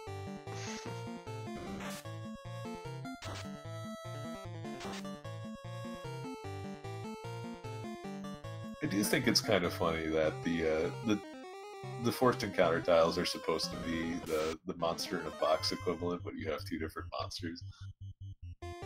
Yeah, that is really strange that that happens there. The monster in a box is actually something that we want to add to the randomizer as an option. We want to take all those encounter tiles and we want to put those monsters inside the treasure chest, just like they are in future games. And Sforzando finds the ruby, which, I mean, it'll open some doors for him in that it's going to get him another 4 chests, and maybe those will have something good, but none of them are incentivized, so you're trading the hope of an incentivized item for no guarantees at all. So not quite what he was looking for, but it remains to be seen what he ends up getting for it. It is additional information, though, with the rod and the ruby and the large amount of items that Sforzando has already picked up. He's got a pretty good idea of what the remaining items are that could be handed out in the vampire chest. I mean, the cube has to be in the vampire chest at this one. Either that or actually it would be the incentive chain that leads to it, right? Because we haven't seen Crown yet either. Oh, okay. Yeah. And with all the stuff shuffled, that could be required as well. So I guess I spoke too soon when I said they had everything, because we're definitely still missing a few more pieces of the puzzle. That's what I say. Looks like he's gonna head straight to Earth instead of checking the ruby chests. Just based on how easy it was, I'd be tempted to head up there. I'd also be really tempted to get... Pardon me, he does now have warp. He must, right? Yep. Products from the Green Ogre, so good thing to put this one off a little bit.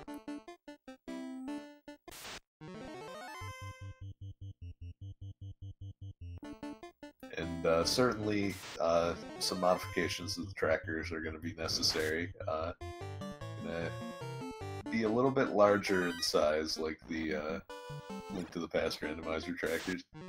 Yeah, it's starting to get to that point. I don't know if we're quite at key sanity level yet, but we're getting there. Might be fun to figure out a way to show which NPC gave you the item too, but we're just going to start driving our trackers mad, so maybe I should stop talking. Now, are we going to add keys for each Mystic Key door? Hey, there's an idea. Oh no.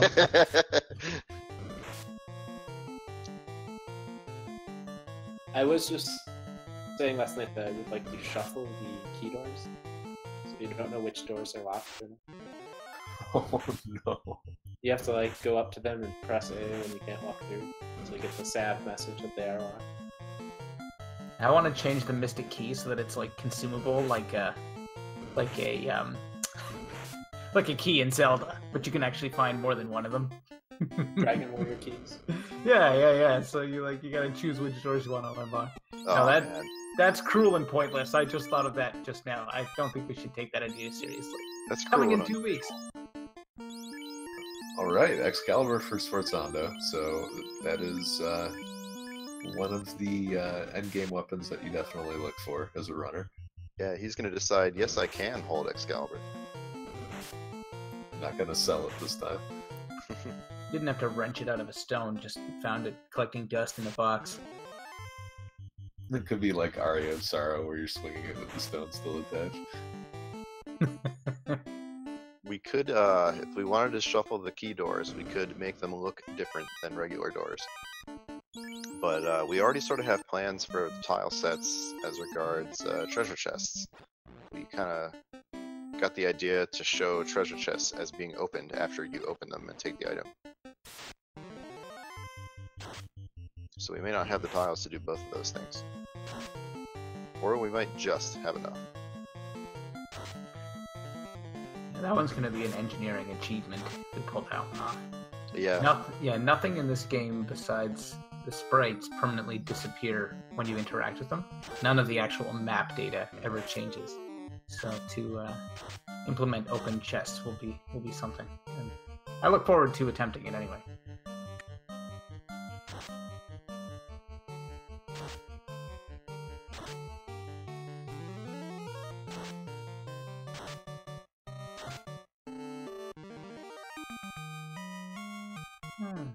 Sforzando takes care of another pack. He's on the second floor of Earth.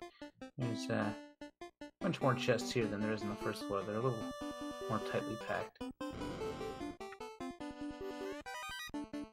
So Sforzando definitely adhering to the full clear mentality, and it's a little difficult to tell. As a runner, I've been tripped up by this a lot of times when all you've got left are items at incentive locations.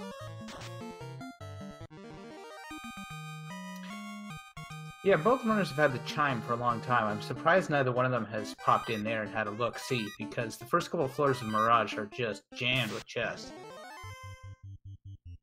Yeah, and that definitely would be something that you could route in very easily when you're doing a check for the bottle or dropping the translated slab off. So fairly easy to work that in, and you're not losing a lot of time if you have to double dip that dungeon.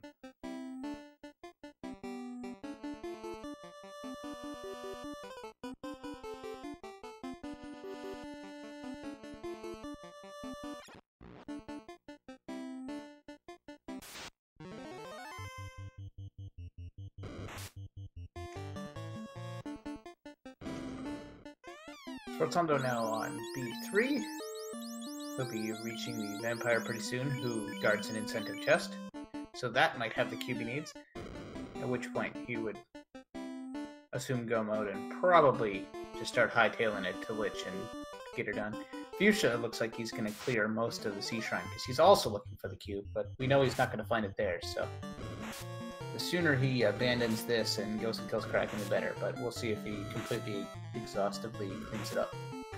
Yeah, and this is a place where Fuchsia could have gotten some time back on Sforzando, but unfortunately the right side dive is going to eat up a lot of that time.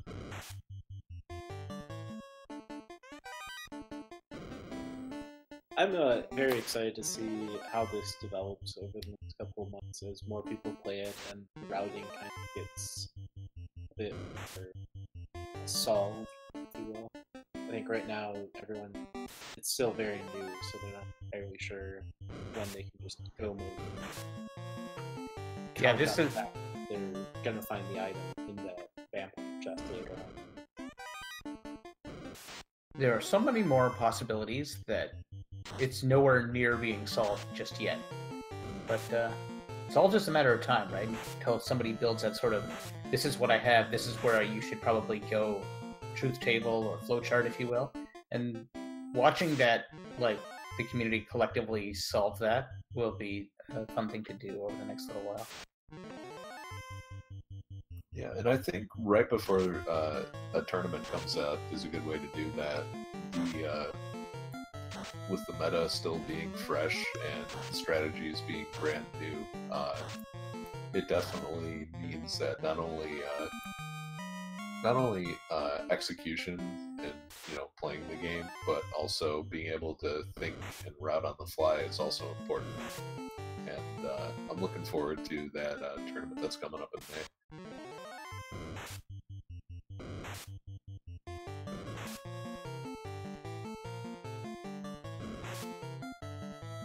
Sforzando coming up on the vampire chest. He's going to fight this earth here, and then we'll get a look at what the vampire was hiding. Question in chat, are we using NPC Shuffle for the next tournament? It seems very, very likely. The discussion was, it was really a matter of if it was going to be ready or not. So I don't want to speak for Czar, but definitely from feedback from the players and what we've heard, it's been pretty positive, so that's a pretty good sign in favor of NPC Shuffle, I would say. Yeah, I think the question is almost becoming, can any of the things that are about to drop after NPC Shuffle that are now in beta, like literally since yesterday, is there any chance that any of that stuff will be ready for the tournament? And that'll be tighter, so I can't speak one way or the other about anybody. I do know that there's a lot of patches sitting in beta now that we're looking forward to getting beta testing exposure on. That would certainly diversify and add even more variety to the game. There's 3 more flags for enemy-related shuffling. There's some extra speed hacks. There is a bunch of bug fixes from a new developer that joined the group named Steven. There is shuffling of the enemy frequency, which is particularly interesting. So those rare enemies that only happen 1 in 64 encounters can be bumped all the way up to 12 in 64, and you see more different stuff. So I'm sort of maintaining an optimistic attitude that not only will NPC Shuffle be used, but possibly even more. So that remains to be seen, and I'm not going to let myself get upset one way or the other, but I can only get this stuff done as quickly as possible and see where it goes. Yeah, my strong hope is that the 2.1 release will make it in time to be, well sussed out before the tournament. And currently our plans for 2.2 involve a feature that probably wouldn't be used for the tournament anyway, unless we're doing different flags and different rounds again. But it's like a vastly different experience. If you guys haven't heard of the Shard Hunt yet, that's what that's going to be in 2.2. Yeah, it's still being alpha tested, so, and it's not really a tournament style thing. It's something that you might lend itself better to a league stage in an upcoming season 2 of the league, for example. Yeah, But, absolutely. It's a shorter play mode that shard with a D. But I can Yeah, sorry, I put my words together a little bit there. Yeah. That's a shard, like a piece of crystal that's broken. A shard, like a shard of glass. Inspired by the Triforce Hunt mode in many of the Zelda randomizers. Yeah. So Fuchsia gets the bridge, and that is unfortunate. Sforzando finds the cube, so and with the third orb lit, all that's left is to just blaze right through. Sforzando hitting the brakes on the airship there to make a better landing. One of my favorite unintentional features of FF Randomizer. I think my favorite unintentional feature are the canal credits. You're gonna get it one way or another. Oh, the canal. Okay, I got you there. I didn't understand what you meant for. I was like, wait, but we did that intentionally. We did it intentionally for the bridge, but not the canal.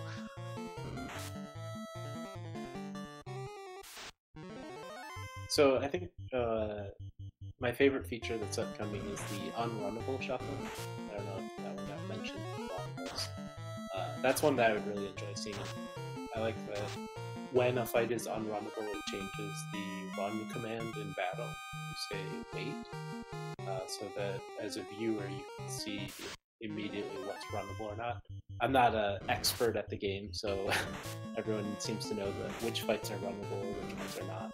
Nice to have that kind of visual cue watching.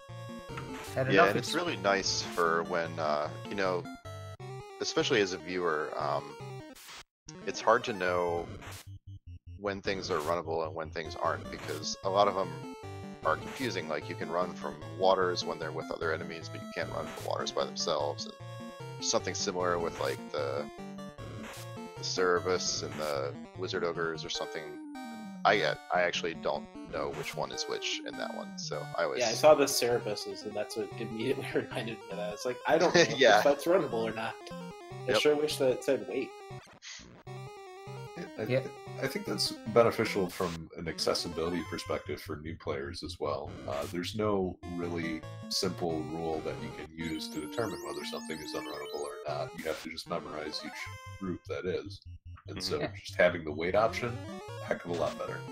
It's pretty And pretty in wonky fact, in the there are a couple of things that are completely ambiguous. There's simply no way to tell whether you can't run or whether you're whether it's unrunnable or whether you're just failing. I think there's one in Volcano when it's like a single Gurogre or something like that. I can't remember which one. The solo Wizogre, yeah. Yeah, the solo Wizogre, that's right. Yeah, because you don't know, is he paired with Cerebuses and they're just not showing up? Or is he paired with the other guys that you can run from? Sforzando's gonna go for the adamant chest. Is this Masmian? No, it's the crown, which may lead to it. Ah. Yeah. So decision time. Is it worth cashing that in just to go for it? I think that has to be it. Will Sforzando figure that out? If you're really good at keeping things in your head, NPC Shuffle with all the switches flipped is the mode for you. Both remembering all the things that are still incentivized that haven't been dealt out yet, and remembering all the places that can still have incentive chests. It's a mind game that some of us use paper for, but I insist on using my own brain power and thus forgetting and failing time after time. And as I always do, I'm going to comment on Sforzando's strategy on 4F, going left and up. And now, ladies and gentlemen, one thing that has not been randomized is the Warmech hype. Not yet. Not randomized yet. Now, one of the enemy frequency shuffle doesn't actually move the Warmech, so he stays in slot 7. Everything else in the whole game can be shuffled, but Warmech stays 3 out of 64. If the community says, "How dare you?" maybe we'll switch that too. Sforzando running into some metal slimes. Yeah, there are a lot of things in Sky and in Mirage that or just enemy groups that you want to take if you're leveling along the way. And if you have strong magic early, it's a very good idea to dip in there first. You're improving along two different axes at that point. Your party is getting stronger by leveling against strong enemies, but you're also opening a lot of chests along the way.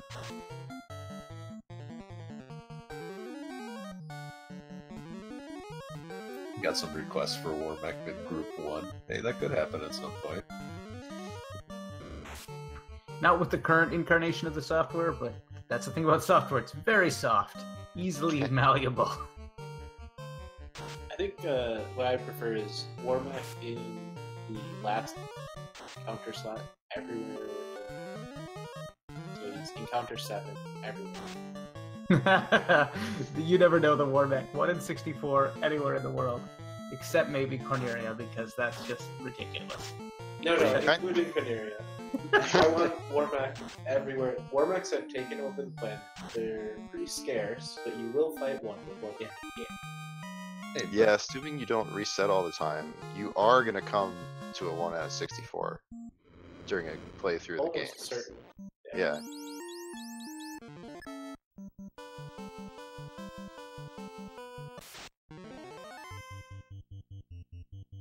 But at least if your first encounter outside of Corneria is War Mech, maybe it'll be a chance to strike first. Well, with Unrunnable Shuffle, Ambushing War Mech. you might end up in a situation where your War Mechs are unrunnable. Alright, Bean strats.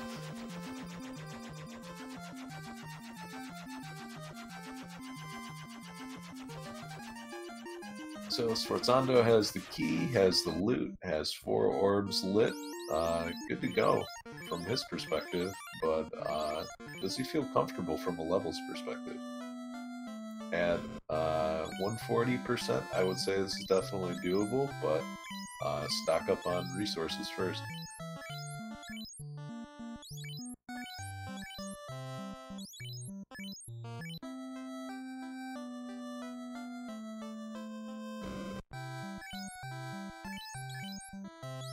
On the other side, Fuchsia taking his time, buffing himself up, doesn't want any problems with Kraken.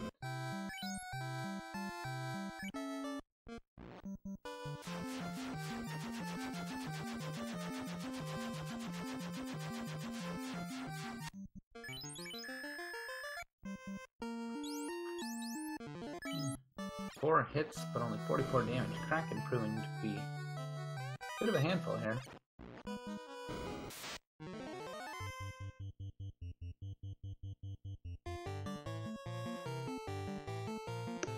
I just think it's really cool that we're showing off a couple of different features just of the battlescape, where on the left side we've got the modern battlefield enabled, and on the right side we don't have that, but we have, or do we have a different color selection there?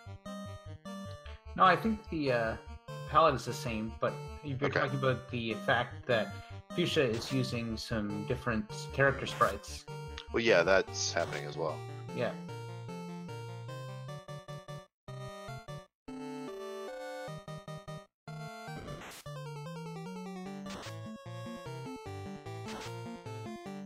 Yeah, it's not actually his menu, it looks like Trenton, so I had that wrong. I just don't remember what what the normal Final Fantasy 1 battlescape looks like anymore. You're a big modern Battlefield fan, are you? Yeah, I am. Yeah, same here. It looks very, very nice and clean. Very good job on the new interface. I really like the backgrounds, like, which is really, it's weird because they're not that much of a thing in the normal FF1 battlescape, but just without having borders in between the background and the actual battlescape, it actually looks like a background.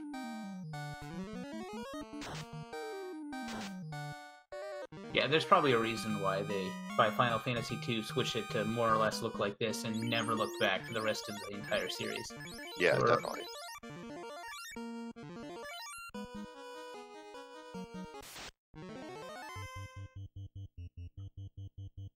Fuchsia's gonna hand in the herb. Gets his TNT. Not what you necessarily expect. Like, the ancient elf prince, the mystic key. I heard you have it. He's like, mystic key. All I have is this wad of high explosive. We could probably use it to blow open the door.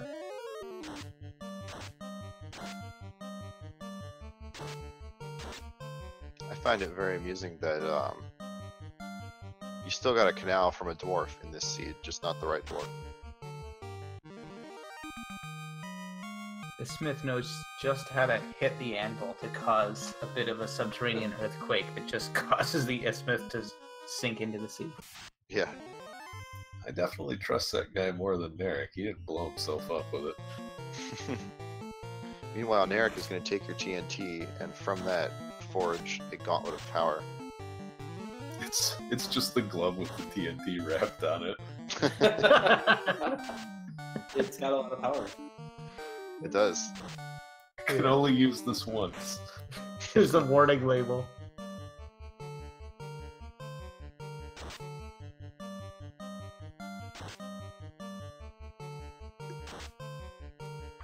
Fuchsia. Not enough space for the power gauntlet, it's too powerful. Fuchsia had to do some inventory touches. I'm gonna skip the first floor. Start with the second floor. Presumably the plan being, if there's no slab, come do the first floor later after killing the Lich, because you gotta do that while you're down here anyway.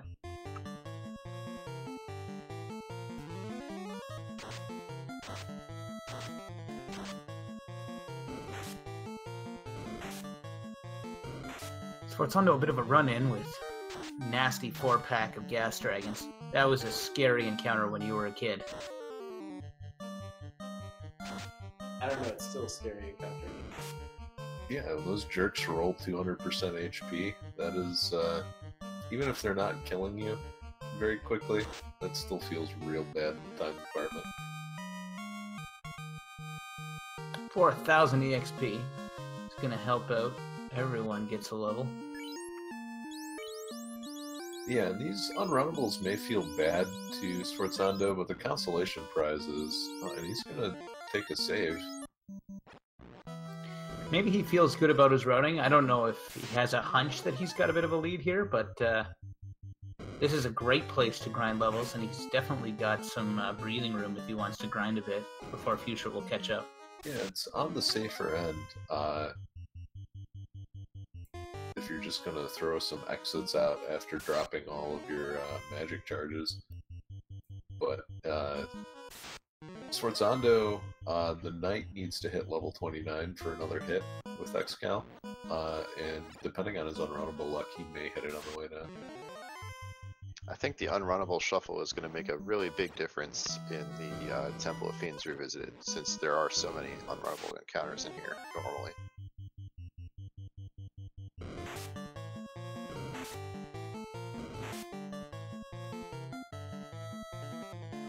Yeah, every formation of enemies in this game has like an A side and a B side, like an old vinyl. And the unrunnability is attached to the pair as opposed to being part of an individual formation. It happens to both the A side and the B side. So that means that for a couple of random things that you wouldn't expect, the pirates, their flip side is the Arsahag, Wizsahag party that you get in Sea Shrine. So because the pirates need to remain unrunnable because they're a boss, that Sea Shrine encounter remains unrunnable as well, even in unrunnable shuffle. And a similar thing happens with the iron goals that you usually see guarding that trap chest in Ordeals, should you choose to open it. Most people skip it because it's a linked chest, but that encounter will always remain unrunnable presently as well. The work to separate the runnability of the A side and the B side of encounter formations is like far more invasive than just shuffling them as a whole, so I haven't undertaken it yet. Is there any room to add any other encounter formations? I don't think so. I think we're pretty much sitting on it's either 128 or 256 formations. Yeah, there's There's 256 of them if you count each one twice, because Right. there's an A and a B. Yeah. But there's basically 128 of them. And it's actually, if there were more space, and I mean, I don't know, it's possible it would be a large project, but it would be nice because the way that the battles are put together is that you can only have certain enemies appear with certain other enemies because of the way that the graphics are loaded. So like the first pattern table is imp, wolf, iguana, and giant, which means you can't put imps with, or anything that looks like imp, like grimp. You can't put them with anything other than those 4 enemies. So it's very limiting in that sense because they just have, you know, limited space and graphics memory, and they have to load a whole set. So Yeah. Looks like we got a raid from Zardia, so thanks to Zar for the raid from his channel. Zar, one of the tournament admins for this upcoming tournament in May.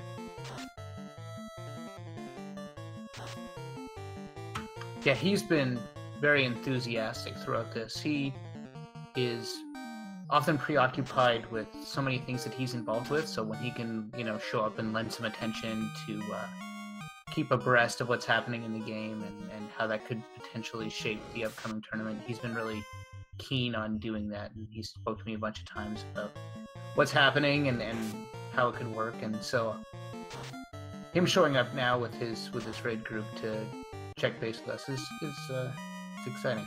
I hope that the 4 people that he's brought along with him are interested in Final Fantasy Randomizer as well.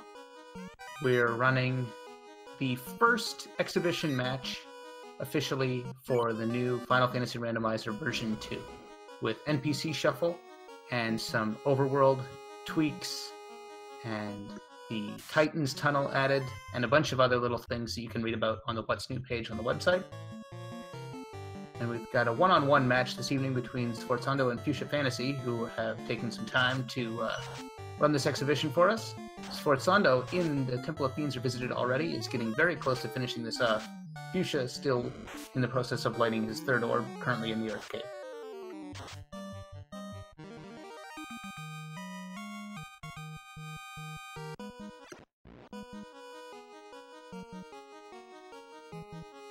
And Fuchsia is almost through Earth, and in Go mode, Sky is a very, very quick dungeon, so I anticipate this going very, very quick for Fuchsia. So definitely Sforzando is in the lead right now, but one wipe could turn this entire game on its head. And you never know, with even with low percentages, there can be some very, very nasty bosses in this dungeon. And this is about where the NPC shuffle fades away, and now it's just Final Fantasy Randomizer again. Once you get into the Temple of Fiends Revisited, all bets are off. You've got increasingly hard fiends with skills shuffled between them. So now this is the game you know, and the deadly, deadly final dungeon we've all come to love and respect. Sforzando funding a Group 8 encounter on the Earth floor. Yeah, the rare Saria encounter, and it's good to get it on this one and not the next one when it's 4 red dragons.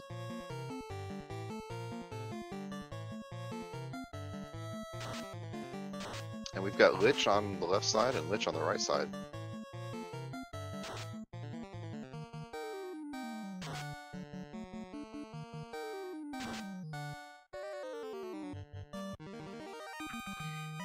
Neither one of them posing much of a threat.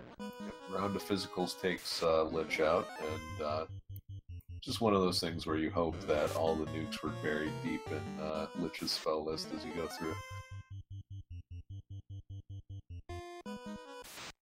One of the things I learned when I got into Final Fantasy Randomizer was that the first door you go through on the Temple of Fiends' 2nd floor is key-locked.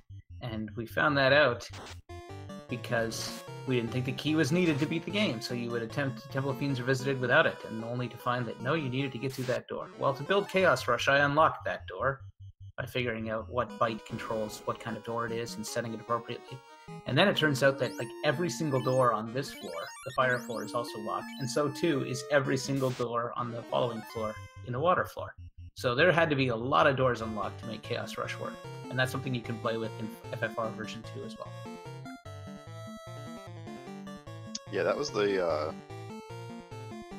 first major thing that was like a stumbling block in like the very, very early versions of the randomizer, was discovering that there are random locked doors in the world, and also even discovering things like that you need the crown to enter Castle Ordeals, which, you know, in vanilla you can't get to Castle Ordeals without the crown, and similar things for the ruby and vampire chest and getting the rod from Sarda, and all kinds of things like that.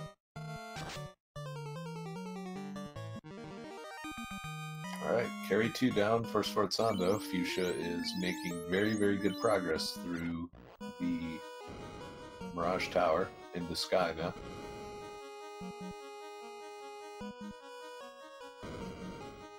Hey, what's in the Banesword chest? Iron Gauntlet.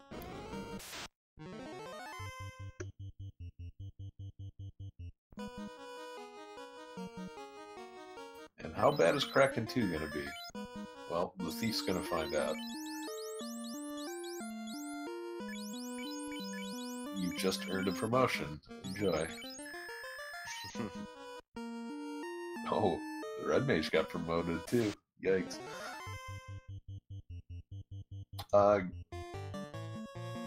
Sforzando does have a good setup though, with double invis 2. Although I would be kind of tempted to move the white shirt onto the... Oh, goodness. That's not good. That's not good for Sforzando. No, the back row snipe, and not great turn order either, so... That was after an inv 2 hit as well. Yeah, that is the high end of damage.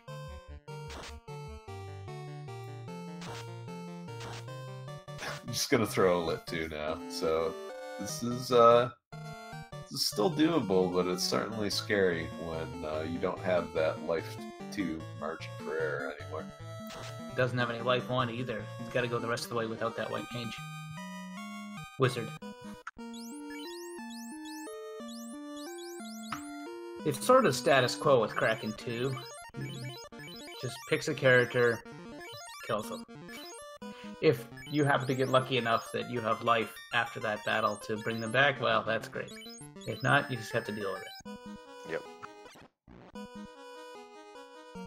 Unfortunately, all of the levels that that Thief has gained has been in Temple of Fiends, so no spell charges, so no backup fast caster if the Red Mage goes down. So it's getting a little scary, and I don't know, maybe move that. Still not going to move that white shirt around. I would be tempted to throw that Zeus Gauntlet on the Ninja, since he can equip that as well.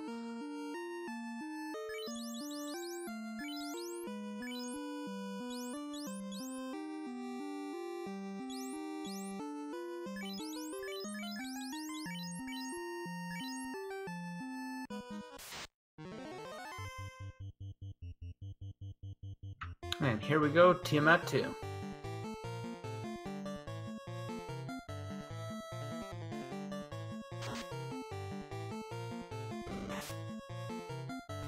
Ooh, 4 for 220. That's going to do a lot more if it hits one of the other characters, so I think this is Invis 2 time. Ooh. Red Mage hanging on, tanks a hit there. He's got some Cure 4 charges. He's got to weigh the opportunity cost of Cure 4 or Invis 2. 8 hits, but only 300. It's pretty beefy Tiamat, but that's kind of what we're used to seeing. And it'll be a white shirt this turn. Not sure how many more charges of Tier 4 he's got, if he's going to save a couple for the big show or not. Well, whatever he's got left he can bring with him. Tiamat 2 is done. All that remains now are any unfortunate encounters on the latter part of this floor, and then Chaos.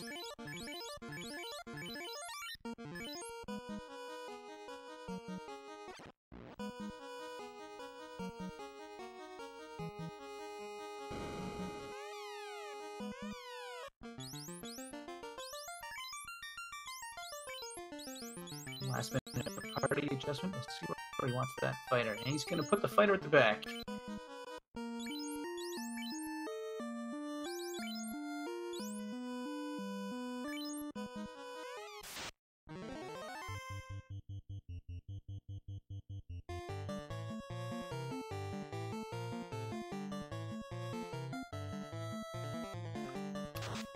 Decides the haste is more important than the invis 2, and for the first turn it is, because Chaos just uses stop and it's ineffective.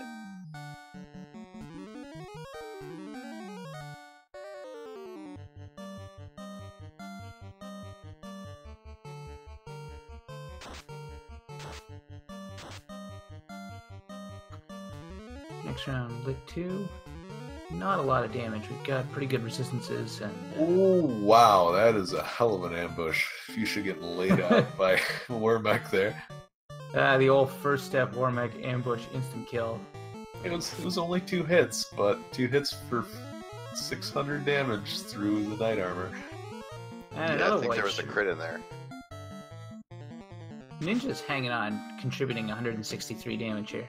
And another 400 from Swords down there in the back ranks, so...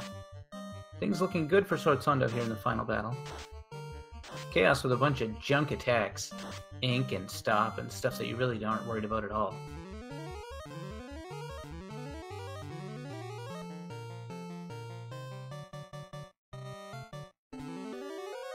Just laying on the white shirts thick and strong now. No real danger from physical attack to worry about anymore.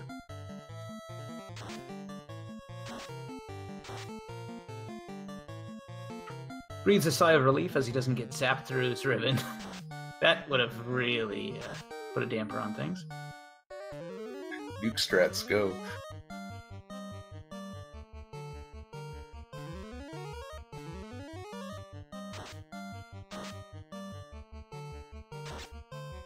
We've got the bulk temper charges coming down, and finally, one big hit, and Sforzando is done. Yeah, GG to Sforzando. That was quite a hit. 792. The official SRL time of 1:55:55.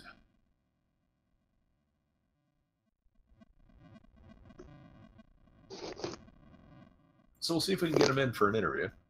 In the meantime, Fuchsia is beating up on Tiamat right now. And yeah, that was a strong blow. 7 hits for 425.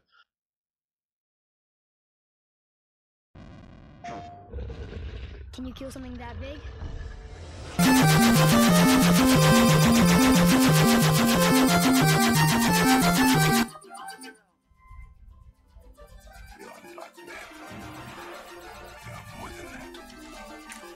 The responsibility is far greater.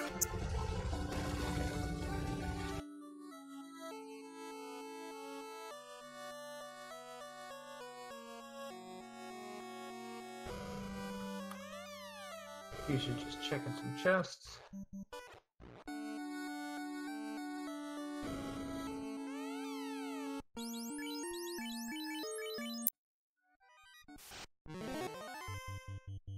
I think he forgot that game isn't the old kind of game.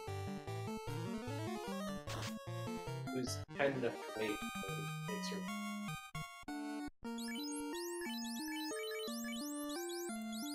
So, here, have this sword. Now I'm going to fight you. Yeah, there's a long and not very complicated explanation for that. But changing all of the NPC text in addition to changing the items they gave you proved to be a bit of a nuisance, especially with the different lengths that they all could be. So, for simplicity's sake, it's just here, take this. Get out of my face. You're not here for the fluff, you're here for the item. We're joined now by Sforzando. GG. Hey, sorry about that, guys. Hey, no worries. Congrats on the win. With everything checked off, still managed to get through in under 2 hours. So how did you feel about the way the seed ended up? I thought everything was good. I'm really glad I did not push Marsh early. I was tempted to, but I really want to try and not go to Marsh unless I already have the Mystic Key. And the one thing I'm hoping for is that the incentivized item is not the Mystic Key, which is it's a low percent. So I wanted to opt away from that. I felt like I did maybe a little too much running around in the beginning, but I really felt like I wanted to see what the pirate had. I wanted to see what level 2 spells were, so I ended up, doing the U-shaped bend from Canaria around to Provoca.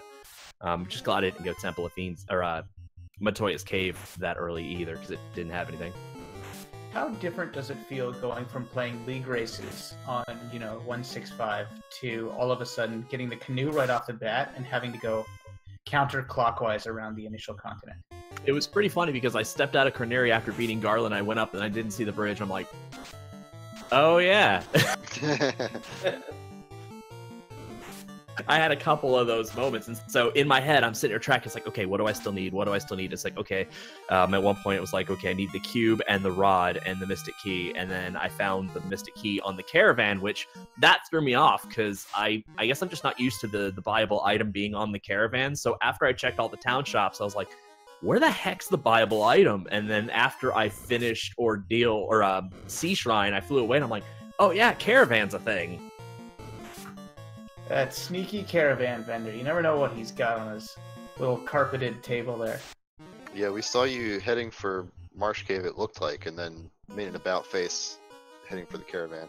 Yeah, I'm so glad I did. Not that the Marsh incentivized was any good. It was a ruby, but still. Still valuable information, though, and it probably helped you figure out, with the incentive places that you had left, what you were going to get from there. Yeah. I didn't watch Fuchsia go through 3F of Temple of Fiends Revisited. Did you guys take out every monster other than gas dragons? Not yet, at least. Because that was every single encounter on the front half of 3F was a gas dragon. Yeah, we saw that you burned up so much in the way of resources that you just exited out and made another run through, and that seemed to be a good decision. You made it through comfortably from that point on. I think having the ninja with some comfortable levels also helped, getting a good run rate and stuff like that for the rest of because the encounter table was really, really rough this seed, and so having a good run rate definitely helped me get past like Earth Floor and beyond. Fire Floor, I hit a good number of encounters. Fortunately, that led to 0 encounters on water and air. So after fighting the gas dragons and then getting the gas dragons again, I hadn't power cycled because I didn't like the front end of the table, and so just gas dragon after gas dragon, I was like, okay, I'll just reset from the front end, and it worked out. Yeah, the worst is over. You might as well keep it.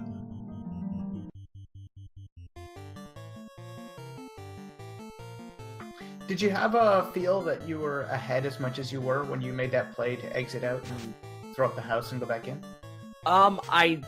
I had kind of anticipated a dot done by the time I got through Fire Floor.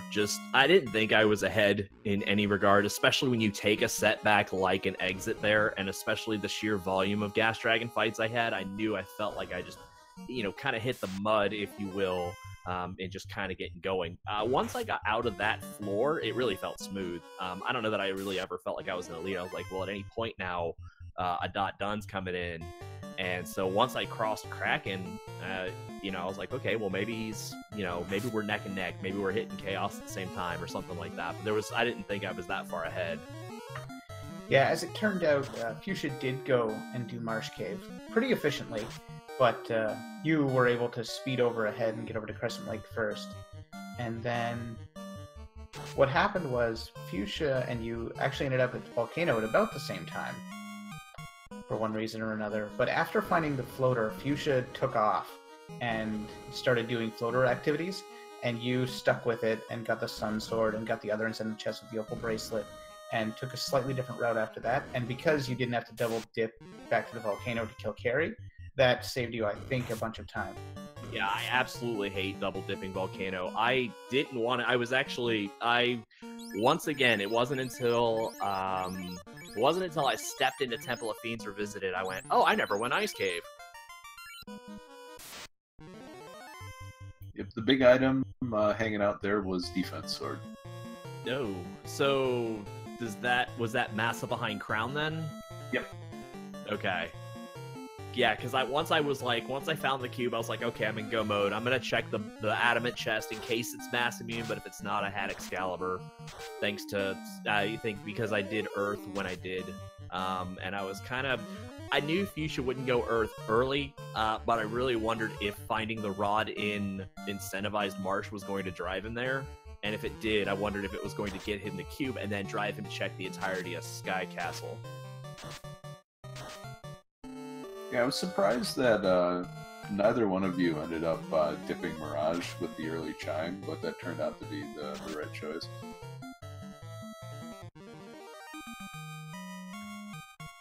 Fuchsia takes down Kraken 2, with all 4 party members intact, in fact. Next is Tiamat 2. Yeah, Kraken was a jerk to me. Did you ever consider dashing in, kicking in the door of the Mirage Tower and just looting the first couple floors? Because we thought, we were, positing here in the comfort of the broadcast booth that might come up instead of, say, going Earth or Marsh or some other how. Or is the fact that it's completely unincentivized push you away? That was kind of it. I mean, at least checking bottom floor is not a bad play, but by the time I got to that point, I had both the bottle and the translated slab, so I was in the process of getting those incentivized, and so in my mind, I was just like, okay, where are the incentivized chests? And that's what led me to Ordeals, since it was kind of regional.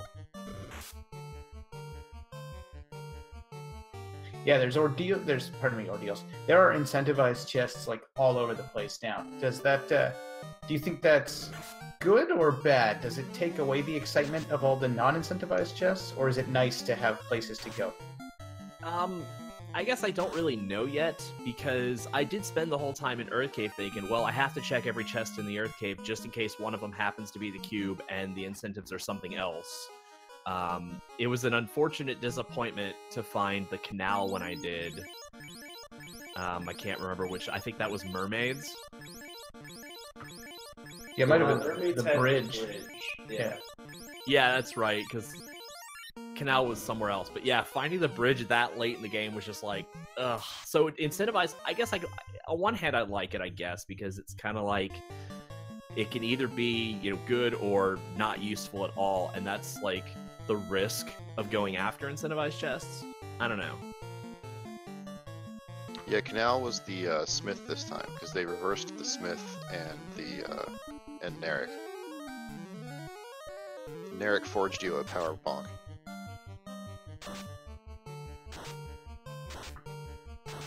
Edge was positing that he simply took the TNT and taped it to a glove and called it the power bonk. It's not bad.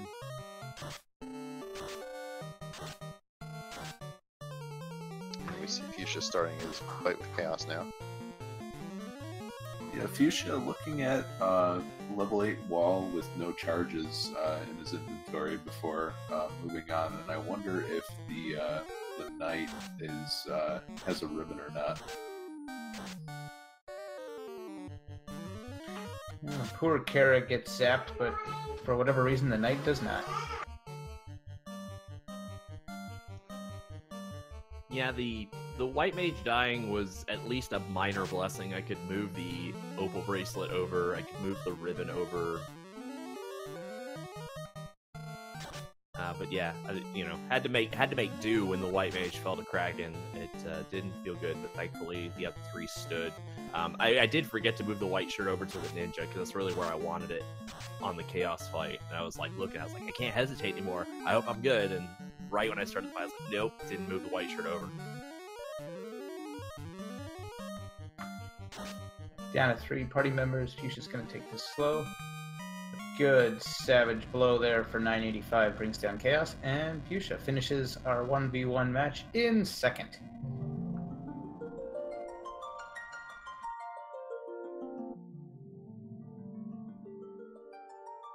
So that'll do it for our on-stream runners. Solaris Drix is also currently running this as well, but was not featured in the stream. So hopefully he is having a pretty good time of it as well. And Fuchsia finishes with an official SRL time of 2:07:46.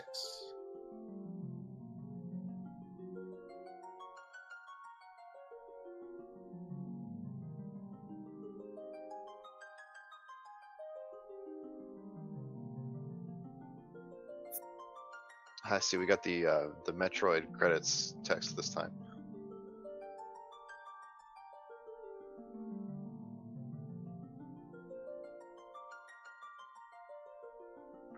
And it looks like the stream cut off there before the. Yeah, before we can see stats.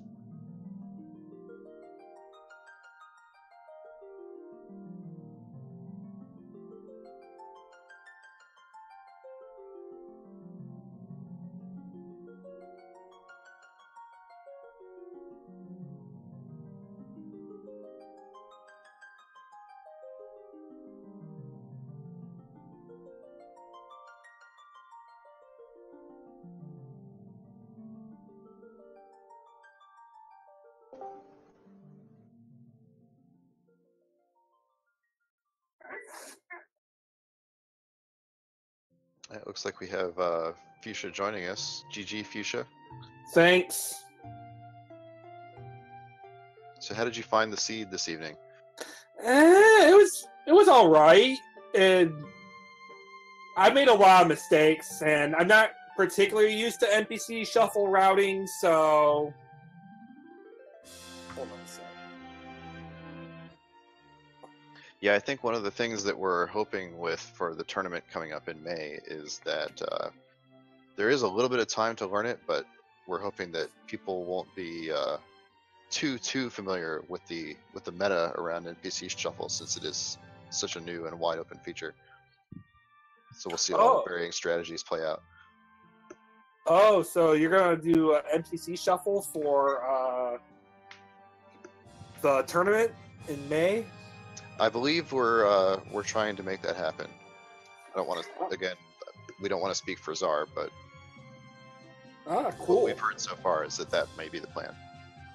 Well, that's cool. I mean, NPC Shuffle is a lot of fun. Makes you really think about routing decisions and, routing decisions, which I did not think about very well in this, like going to ice without warp. That's one thing. Anything else come to mind? I think you actually went to Gaia and had the bottle and didn't turn that in either the first time. Oh, yeah, I realized I should probably get class change before I do that, so that was why I didn't turn in the bottle right away.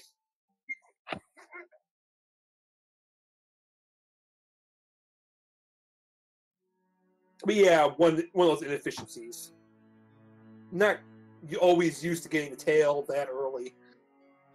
Yeah, there was a lot of stuff that came pretty early. You found the floater right away in Volcano and chose to duck it right out of there, too. Oh, yeah. Well, I mean, I was pretty low level, and I didn't know what was in the other chest, and I didn't want to wipe, so I just said, okay, we're getting out with this floater, and we're going to go around the world, and I'll get back to Volcano pretty shortly, I thought. It took me quite a while to get back to Volcano, actually, but yeah. And there wasn't anything, progression-wise there, just the opal bracelet. Yeah, I think that was part of the inherent risk, because the Sun Sword was down there as well, and so I put all those pieces together and went and took Carry out before walking the floater down. Oh, you were able to kill Carry outright? Yeah, I was like, I think 12 or 13, but with Fighter had flame armor and at least some halfway decent stuff. The armory was a big, like, everybody get armor kind of room. Then I had flame armor like Silver Shield, Silver Helm on Fighter, and Fade for days, and Temper on Fighter with the Sun Sword. Oh, you had like two. Did you have two white mages or something? White red. I thought Fade was white mage only in this. Yeah, it's only if magic permissions are on. No, I mean, I thought Fade was in the second slot. Oh, yeah, it was. Red Mage had handled all my Temper and Fast, and Nuke was at 5, so... Oh, so you were able to shop at Elfland. I didn't even get to shop at Elfland, so I didn't have Temper at the time. Oh, yeah, because I took the canoe, went over to Dwarves, and then straight down to Elfland. I thought about going to Marsh, but I really wanted to try not to go there without the Mystic Key, especially with 2 incentivized chests down there. Mm-hmm. Oh wait, there's 2 incentivized chests? Yeah, the key locked bottom right corner one is also incentivized. Oh, really? I didn't know that. I just got the rod. I went to Marsh right away, got the rod, and got out. And never thought. I didn't know that was incentivized. It was technically the right play because it was the ruby. So this time it was. But yeah, it was the ruby, and it's normally incentivized. That's why I tried to wait until I had the key to get it. Yeah, it's we were wondering sometimes if everything was completely clear because some of the incentive locations even moved. The Sky Castle one is now the Adamant chest, but in the early versions of NPC Shuffle, it was actually the Banesword chest when it was first conceived. So just making sure that everybody actually knows what's going on, is playing by the same rules, and actually has the same information they're working from is something that is going to be really important with 2.0. So Tartapan wrote up a really thorough what's new page that's been tweaked a bit with some of the other stuff like Chaos Rush and extra features that can come in 2.0. So I encourage everyone that's playing and making the transition to give that thing a good read. I know how much we all love reading, but understanding just the subtleties and which chests are incentivized is really important. Yeah, I thought it was the lower test in Sky Castle 1, but then it wasn't, and I thought to myself, well, what would it be? And that was the Adamant chest, obviously. So I did some searching around floor 1 just in case the Mass Moon was there instead. But then when I got to floor 2, I just beeline for the Adamant chest. See, is this the incentive chest? And yes, it is. I'm done checking. Alrighty, well, thank you guys both once again for this thoroughly illuminating and exciting introduction to FFR version 2. Let's walk it down with final thoughts. Anything you want to add, Tartapan? We'll work our way up. No, I'm good. Thanks for everybody for playing. Forward to the next race. And thanks for being the guy that wrote 90% of this and made it all happen. Sforzando. Yeah, Tartapan, definitely thank you for being a friend, traveled down the road and back again and whatnot for making this, because it's, I've said it time and time again, it breathes even fresher life into a great randomizer. So you definitely thanks for all the work you and Entroper and Nitz and Meridian and the rest of the development team have done to pave the way for this. You guys are the best. Fuchsia? Wiz Ogre, Worse Ogre. I had so much fun with those guys. Always a problem. Just nasty, smelly ogres. Entroper. Super big thanks to Tartapan for all his hard work on this feature, and of course to the rest of the development team and those people who helped us alpha test and beta test NPC Shuffle.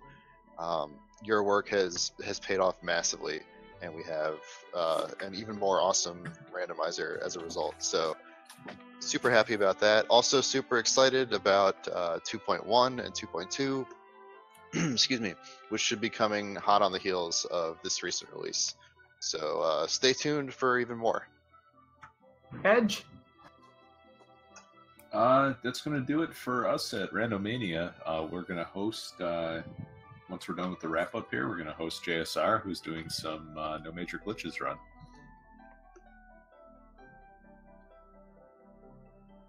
Any final thoughts, Nitz? Just that I'm so glad to see this thing hit daylight, and I hope that everybody that tuned in tonight had a great time, and I look forward to coding more, adding more features, and calling these races, because that's what we're all here for. So, good night, everybody. Have a good night. GG's and good night.